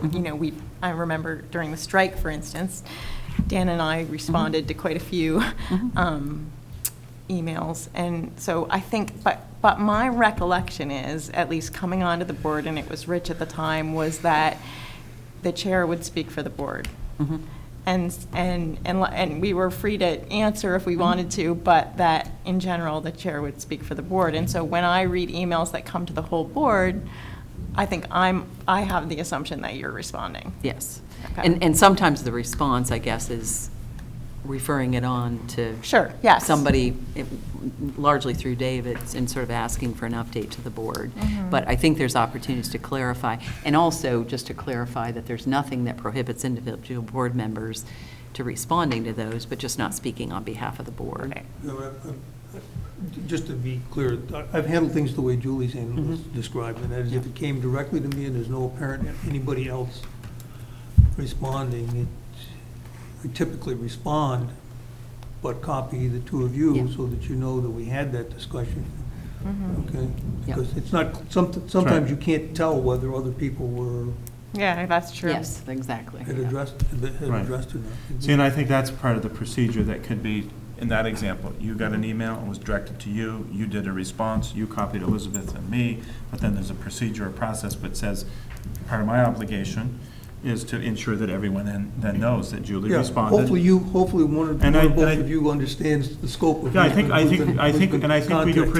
we do pretty well, but. Yeah, well, yes. That's part of the, making sure we don't, if you don't then see something go out, if it was Julie, and she didn't see a follow-up with her in the, in the being copied, then it would be, she would want to maybe keep track that, I don't know that I feel this is closed, Again, I mean, the onus is really on me, but I think in this case, it's, since you're the recipient, you want to make sure the rest of the board, it closes, so that if then Elizabeth gets, talked to similarly or asked the same question, you know, there's been a sharing of information. But we do have this complication that we can't copy Yep. everybody. Right. Right. Yeah. Yeah, and it puts the, Yeah. So it puts the burden back on the two of you. Well, and actually, there are many times where we get copied, all of us, from the school email, and David does not get copied, so he Yeah. doesn't know about it. Yes. So that's a yeah. problem, too. well, then Elizabeth, yeah. So again, there's some, Yeah. Yeah. Clear Probably delineations of several us processes, forwarding yeah. those to you and saying, David, do something. Yeah, exactly. yeah. So I think we've got enough instances Yep. of sort of how to streamline our own process in terms of Yep. communicating with the community. We Very can good. make that a discussion.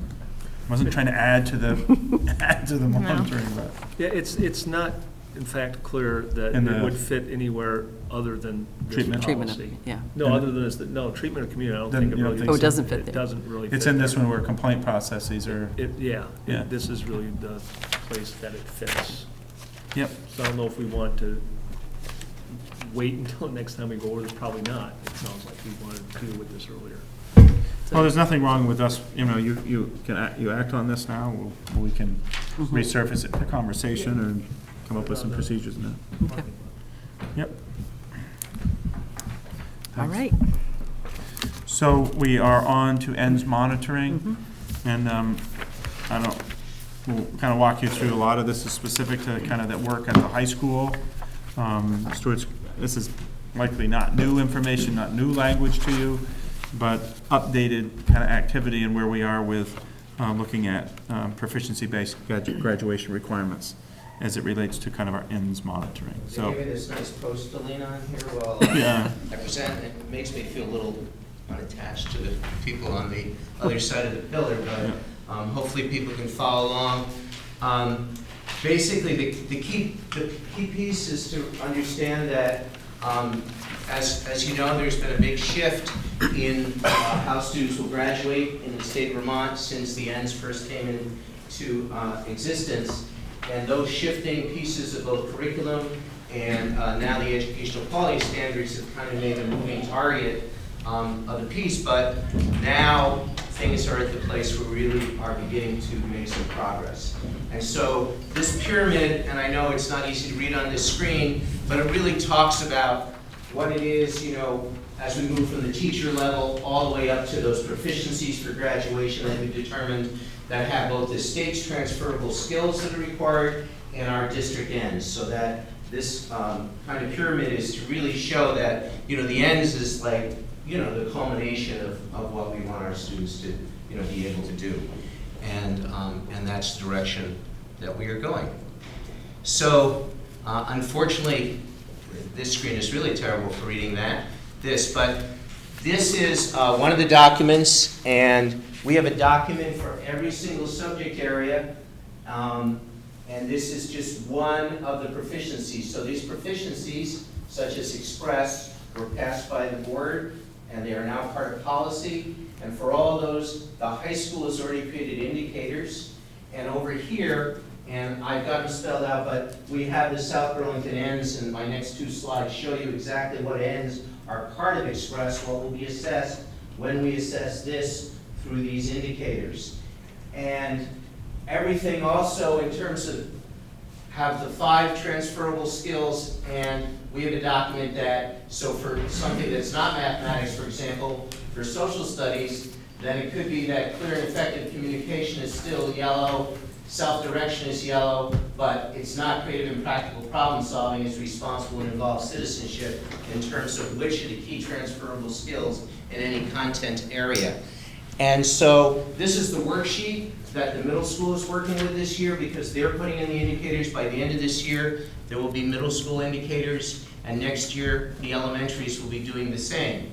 So we say that for this particular mathematics Express, that disposition for lifelong learning, that number 3, gathering and analyzing data, generating alternatives and solving problems are part of that particular content proficiency, and that also the following academic proficiencies are also embedded in the mathematic proficiency of Express, building strong content consistent with the state, comprehending and interpreting, expressing themselves creatively and effectively solving problems. So each one of the documents that we have, whether it's social studies, science, math, each one of those has those kind of pieces. And as well, Can you? Sure. One second. do you want me to back up or? No, just that page where you had the express and showed the performance indicators, is that on the website already, or no? That, none of this is, This is not on the website. the one, that's not on? No, we do need to put that policy up because it Okay. is passed, but I don't believe it's on the website yet, Okay. which is the proficiencies for graduation. All right, I'm sorry, go ahead. No, that's a really good question, Martin, and a good reminder that we do need to post that because it is a policy passed by the board, a month and a half ago. Just a reminder, the state's 5 transferable skills, very much related and similar in some ways, though different to our ends, but that is a graduation requirement of the state. We have to say, for the state's sake, that our kids are proficient as this as well in order to graduate, not just proficient in social studies, not just proficient in math. So to understand, this is a separate item within proficiencies, that all students have to have these transferable skills, and we have to have a system that shows that they have that. So within that, like I said, we delved into every content area, the 2 or 3 transferable skills that we think that content area most strongly emphasizes. And so for mathematics, one of them is self-direction, because 5 of the mathematical practices that are in the Common Core are right in self-direction. Those are the indicators. Those are state indicators. We didn't create these indicators. Student integrate knowledge from a variety of sources. And again, we say there's our South Burlington ends, 1.1, 1, 3, 4, and 5, 1.2, and then in personal development, 1.3, number 4.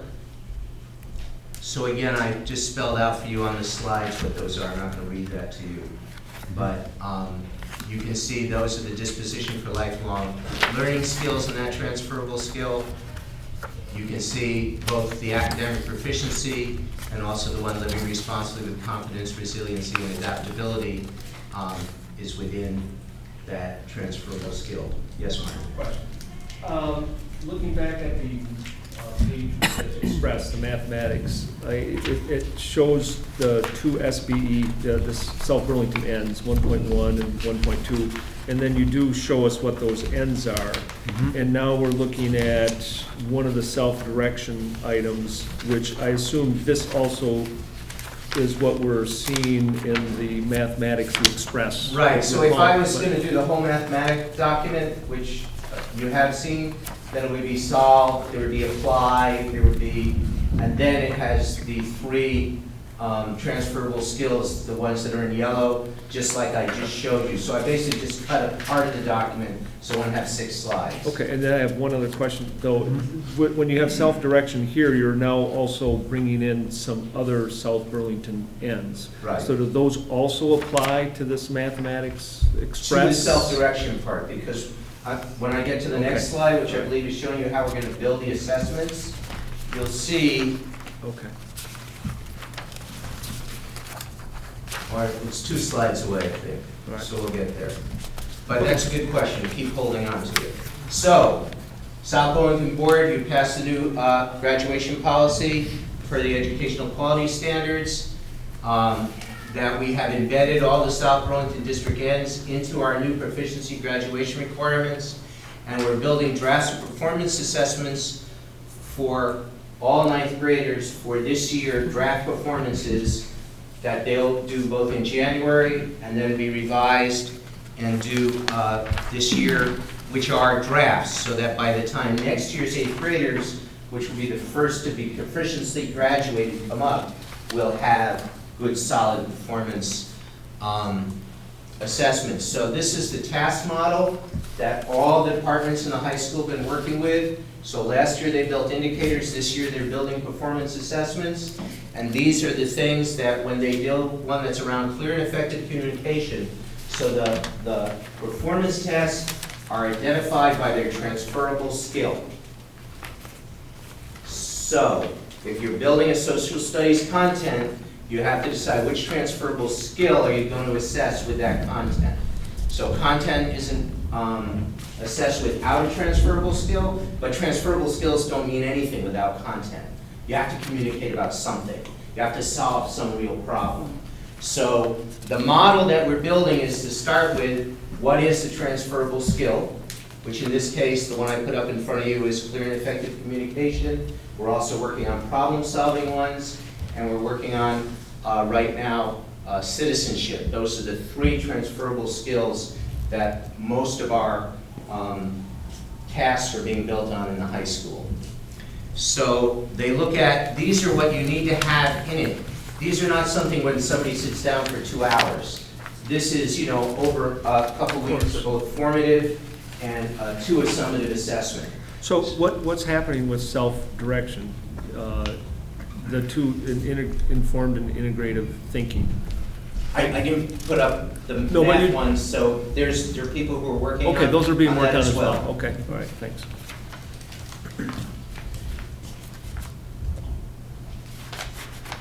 So those are the performance indicators that are part of that transferable skill.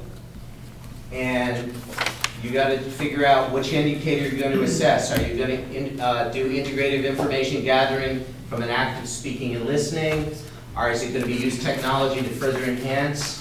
So you look at those and you choose 2 indicators, and then you look at what is the content area that you're working on. So if this was a social studies one, they would be looking at one of those indicators of social studies, which might be defining the Constitution. I'm looking that up off the top of my head, but that's the work that they are doing now. So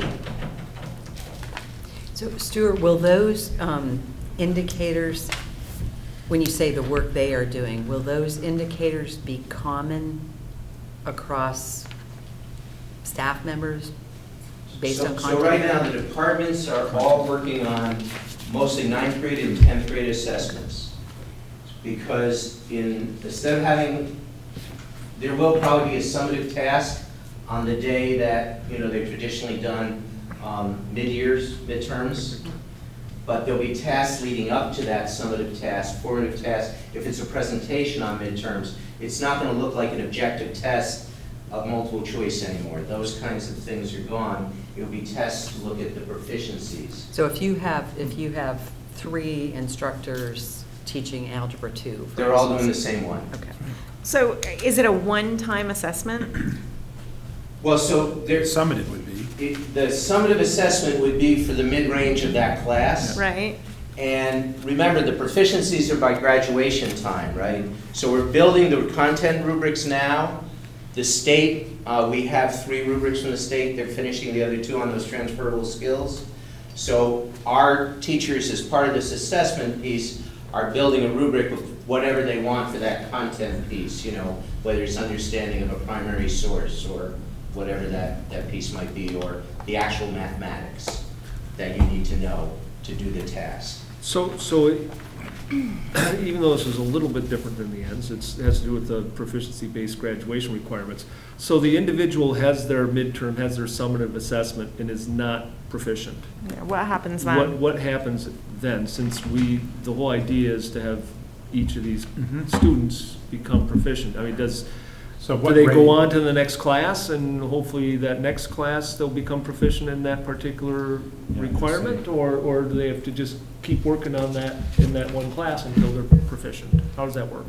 Okay, let me just go back here without losing my place. And then I would answer your question. Actually, I think that's in the timeline for full implementation of assessment at the end.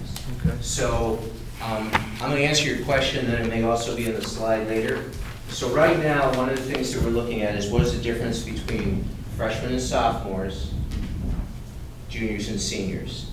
When we originally kind of brought this to you before, we were kind of thinking it was going to look more or less the same through the whole process, where students would do kind of course-specific performance assessments that would, and we call them pre-RATs and RATs, you remember? That would be back with the Rebel Assessment Test. They'll probably have a different name. Yeah, good idea.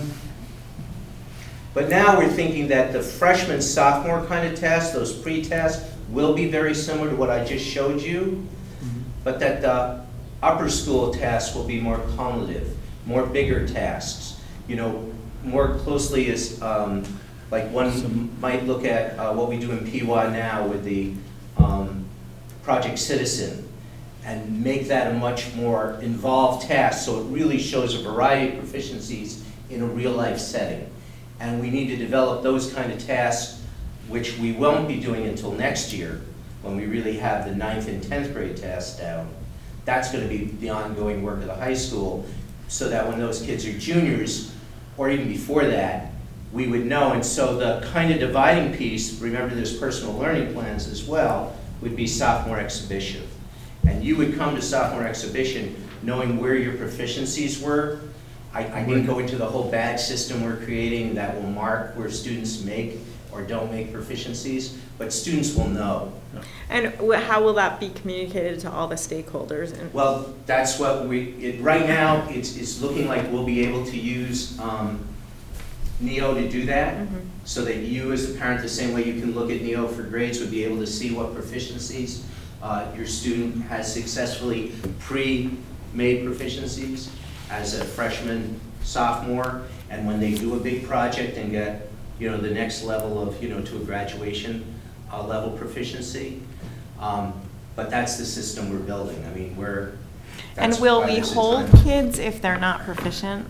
Well, yes, in fact, both ways, right? Kids should be able to tell us, I need to be working on this as part of their ongoing PLP, because that's the whole purpose of the personal learning plan. Demonstrating early their proficiency. Demonstrating early, and actually gets to, and I think I say in the timeline, because there are certain things like being aware and making a post-secondary plans is one of the ends.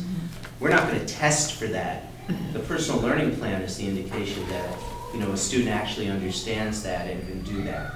And there are a number of personal development ones that actually probably will fall within the development of the personal learning plan itself, in terms of students being able to demonstrate that they've met ends, as opposed to an end like communication in lifelong learning. So Stuart, I mean, I think, I don't know, are you feeling that your answer is being, Yeah, questions no, all being that's answered? very interesting, and you followed up with the question. I mean, if a kid is not proficient, if not proficient on the communication, not proficient on whatever we're looking at here, are we prepared that this person's going to doesn't advance to the That's next correct. level, whatever it is, until they show that proficiency? Right. We definitely are, and we want that to be in play. However, we want to make sure that the level of understanding on the continuum is really the most important, right? Personal learning plans, there should be no surprise.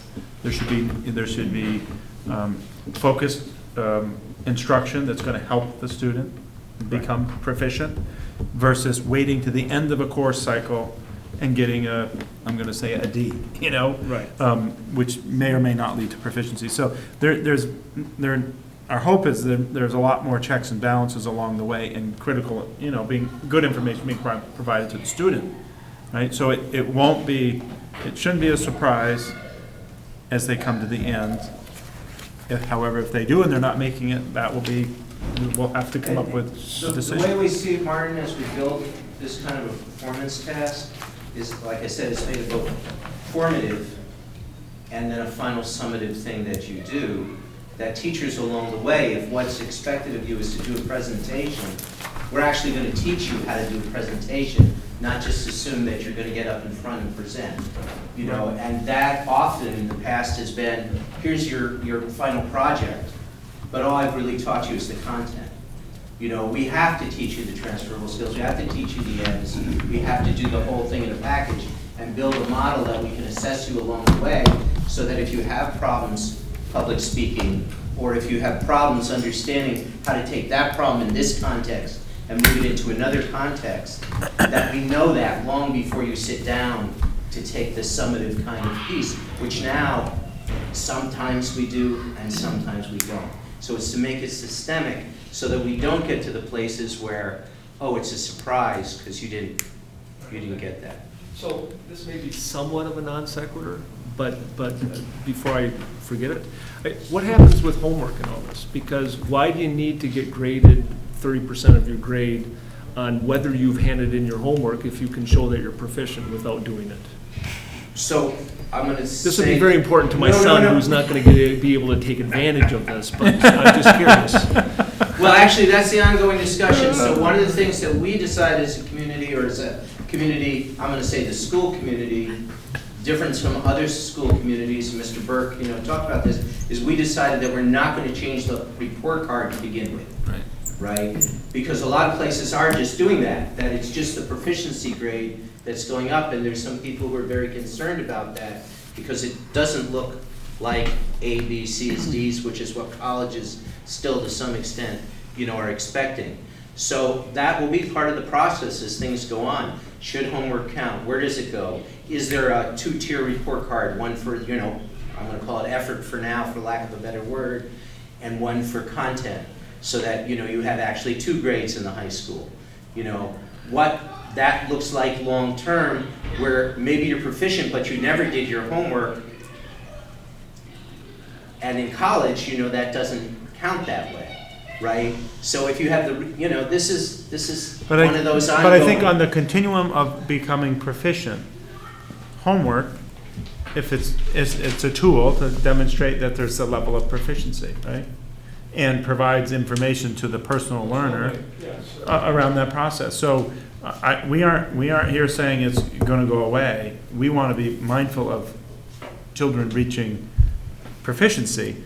How they get there on that continuum with proper feedback is really important, and homework is one of those important components of practice and information. Well, whether it will eventually be in part of a student's final grade, that will be to be evolving. I think we should do away with homework, but that's just me. Well, I agree with you, but that's evolving. Yeah. I'm not the only person making these decisions. Well, yeah, you have to do enough to show, Right. to learn that you're proficient. So anyway, again, all students will have personal learning plans, flexible pathways to graduation. It's going to be based on proficiency by 2020. That's our present 8th graders. And that besides the local school board approved, the 5 transferable skills. So this is our timeline to have full assessment of the ends, which I know is what the goal has been of the board since they passed the ends. I don't think I want to read these aloud, but just the key pieces. We're creating those pilot assessments. Grade 9 students now, are developing their personal learning plans, which will also be part of the sense of belonging, post-secondary planning process, and are connected to other district ends in terms of what those forms will look like. Same thing for the middle school is now working on indicators for 6-8, which 9-12 did last year, and also the grade 7 students also developing their personal learning plans. That next year, the administrators, will begin those assessments for 9-10, so that we feel the last one, is key, that by the end of next year, we should begin to have good 9th grade data, because we're assessing both transferable skills, those embedded ends within the content, to be able to say, our freshman class, the present 8th graders, this is how well they're doing on these variety of ends that are embedded. And we'll have actual data on every student, which we've never had before. And we'll be working next year with the 8th graders to build those performance tests that will go with middle school.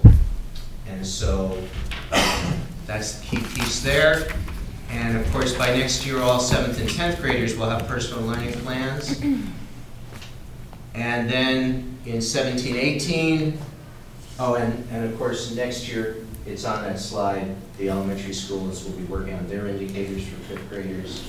And so it keeps moving down, so that each year we'll have a wider group of people who will be with performance assessment tests that we believe are authentic, real, and we can, say, these work, they show what we know. And our hope is by 17-18, that we would have middle school data and the beginnings of elementary data for those key groups, the 5th graders, the 8th graders, and 10th graders for ends, or for the majority of the ends. So that's basically the plan. I think it's a really exciting time. There's a lot going on. Teachers are working, especially at the high school and middle school, incredibly hard. And I can't even emphasize the kind of growth set, because you have to think about that there's a lot of teachers who've never done anything but a multiple choice test, you know, as their means of summative assessment, you know, as a way of their norm. And they're really pushing and challenging and really saying, well, what is the life skills? What are the transferable skills? What are the ends that are embedded in my content area, and how do we show? So that's my report. And on to the future. We want to talk about these future. Yeah. Thanks, Stuart. Just a quick question on this. Is there, when I think about conversations with parents and with students, is there some kind of a waterfall document that sort of allows people to Succinctly start at a very top level and then go as deep as they want to? Actually, Pat and the high school are working on that right Communication now. First of all, tool. I can only say the nicest things about Lissa, Pat, and Pat Phillips. This administration has really taken up this work. You are incredibly lucky that we are incredibly lucky to have the administration that we have at this high school. And they are right now working on those pieces, because in January they're obviously going to be presenting to the present 8th graders. What is it going to look like for their children? And that's one of the reasons we really wanted, you know, to really be proactive on getting those proficiency policy passed by you. But they're also really, like I said, you know, originally we're thinking, oh, it's testing along the way. But no, actually for older kids, it really should be big, real-life projects. And so they'll be beginning to be able to put that out. So as we move along, I hear what you're saying. It's complicated. Yeah. Where we are and where we're going is complicated. And so I hear what you're saying. Right, but we will have it. To the board, to the community, you know, to the parent, to the student, what's the shortest version that we can provide? And maybe in sound bites that people can absorb That's and right. choose to go deeper if they want to. And a completely unrelated question, but because I've become sensitized to this, I'm looking at this logo that has South Burlington High School. You have to tell me which page it is. You don't have page numbers. It's like 3 pages in and on a couple of pages. Oh, in the upper corner? Yeah. It's like a coat of arms. Yeah, it's, What is that? oh, We used to see a South Burlington High School they're, logo. Patrick uses it a lot. It isn't anymore. It hangs in his office, I think he uses it We can sometimes. take it off. They put it on. Yeah, I don't, actually, there is some language to that, but it's like a higher education emblem, you know, on reaching or high. whatever it may be. We should know what it means, yeah. Yeah, it's either consistent with what we're used to or not. Yeah. Just a Good side point. thing. Well, we're going to continue also, Elizabeth, to work on the graphics. You know, we started with a thing that looked kind of like the martini glass up in this corner, if you remember. And we now have these arrows. I'm not sure this will be the final logo either of how we do the transferable skills. I'm still operating But- on the placemat. Yes. That worked for me. Oh, nice, right. Okay, well, we can bring that back. That's okay. Okay. Good. Any more questions? All right, thank you. We'll move on to setting the agenda for the December 16th meeting. So there's a couple things here that we needed to remember. Solar array. Solar array Yep. for action. Airport noise. Again, Elizabeth and I had a conversation, I think also through Dan, for people to be updated around where we are with that. And so I would ask, Karsten represents the administration on that committee. He's attended those. So I was thinking we would put that on the agenda just to get an update, what that resulted, what happened as a result. Well, more specifically, isn't the committee he's on the Chamberlain Neighborhood? Neighborhood Airport Planning Yeah. Committee, or, yeah. So he can come and report out. Obviously, I think the board knows that the contour has expanded, and the calculation and formula that's created that, obviously, or the formula that's now in play has resulted in that contour spread. But also, what's going on with other communications, I think would be important for just a quick update. I don't think it will be too long. I think we need to take something off of here. And we have to put student voice. It already goes to 10:15, and if you're starting at 5, like you said you were. 5:30 we were starting, yeah. Well, okay, either way. Can number 10 be just reports That we read? that we read, and if we have any questions, that we Well, cut it? I think the foundation could be just a report. Because there's not a lot of activity there. Yeah, I think we do. I think need the to- special yeah, education yeah. would be good to have. Yeah. And We can take 2.0 off. 2.0, right. Yep.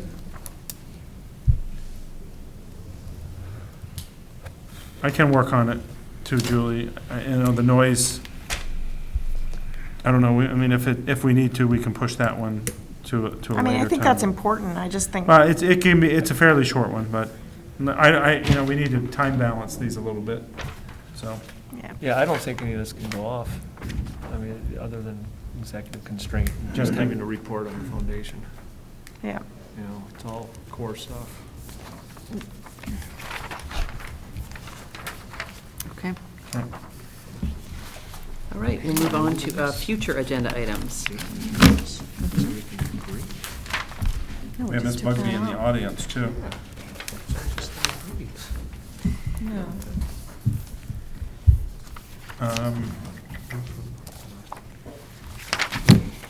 Do you want to come up with something to call well, we think it would be Progress. under the policy of complaint, or No, the one we global just had. executive constraint, yeah.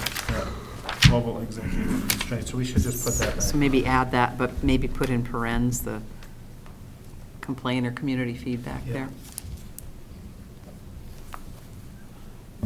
Just note that there's one item here, diversity, inclusion, et cetera, is scheduled for December 16. Probably needs another date. Yeah. And the SB Schools Foundation by way of report. That's still on for 16th, it's just a report, right? Right. Well, it's on the December 16th agenda, Yeah, no, Dan. that's what Is I'm it? saying. That Oh, was I on, see it, yeah. okay, I got it here now. We Okay, think it's good, and we'd I like missed to it. do that little bit of an update. Thank you. We've been doing some work in that area. you got Good it. to give you an update. So we'll add that, but it looks like a couple items can come off after the December 16th meeting. They may recirculate. Okay. All right, item 16, consider the minutes of the November 18th meeting. Any comments or changes? All right, seeing none, those are approved. Any questions or comments on agenda item 17, AP Order 21? Yeah, I have one question. So, Page number? page number 19 of 21, there's a payment to the Vermont Principals Association for, it's a fine for uncertified coaches. Is that just a mistake we made, or what? This is the first time they've ever really fined anybody. So there were 4 coaches that hadn't had, I'm talking about in terms of one, I know didn't have concussion training. Uh-huh. And so they didn't make a statement to the Okay. athletic directors. Okay. So, On the seriousness of making So sure we that know now happens. that can't happen. Well, we knew it before too, it's just, these are getting the training, getting the information,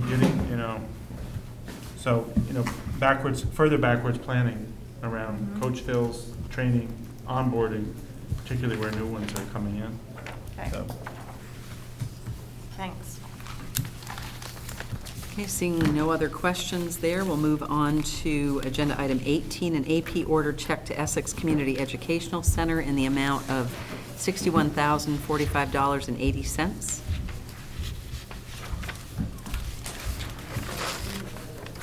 I second. Any questions? All in favor? Aye. Motion passes. And we'll take a couple minutes and fill out the board's self-evaluation, and invite any audience members to also fill that out. What's that? That was good.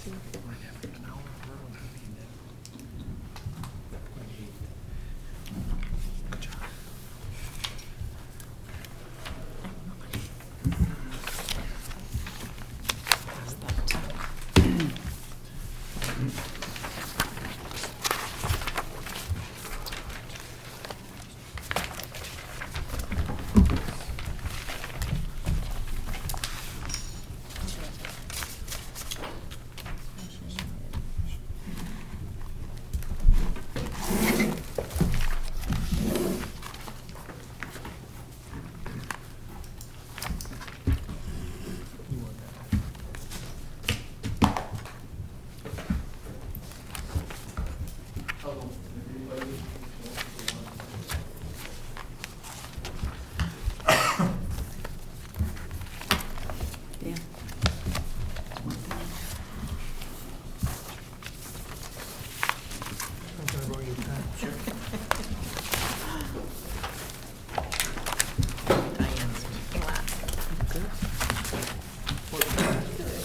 It's actually very helpful that we actually have had community members who've Great. contributed to this help. But it looks like there's not any major issue. There's only, let me see this again. I thought I did see one disagree. One disagree with board questions being anticipated and responded to in a thorough manner. I'm not sure exactly what that issue was. David's looking at me. You didn't answer my questions. There you go. And Dan did comment that it was good to have the homeless proposal brought to the meeting. I certainly agree with that. And we've had some good effort to include the public, and hopefully the other paper initiative will help us to continue to get the word out to the public. So that's all. All right. Do I have a motion to adjourn? So moved. Second. We All in favor? Aye. We are adjourned. Thank you, everybody.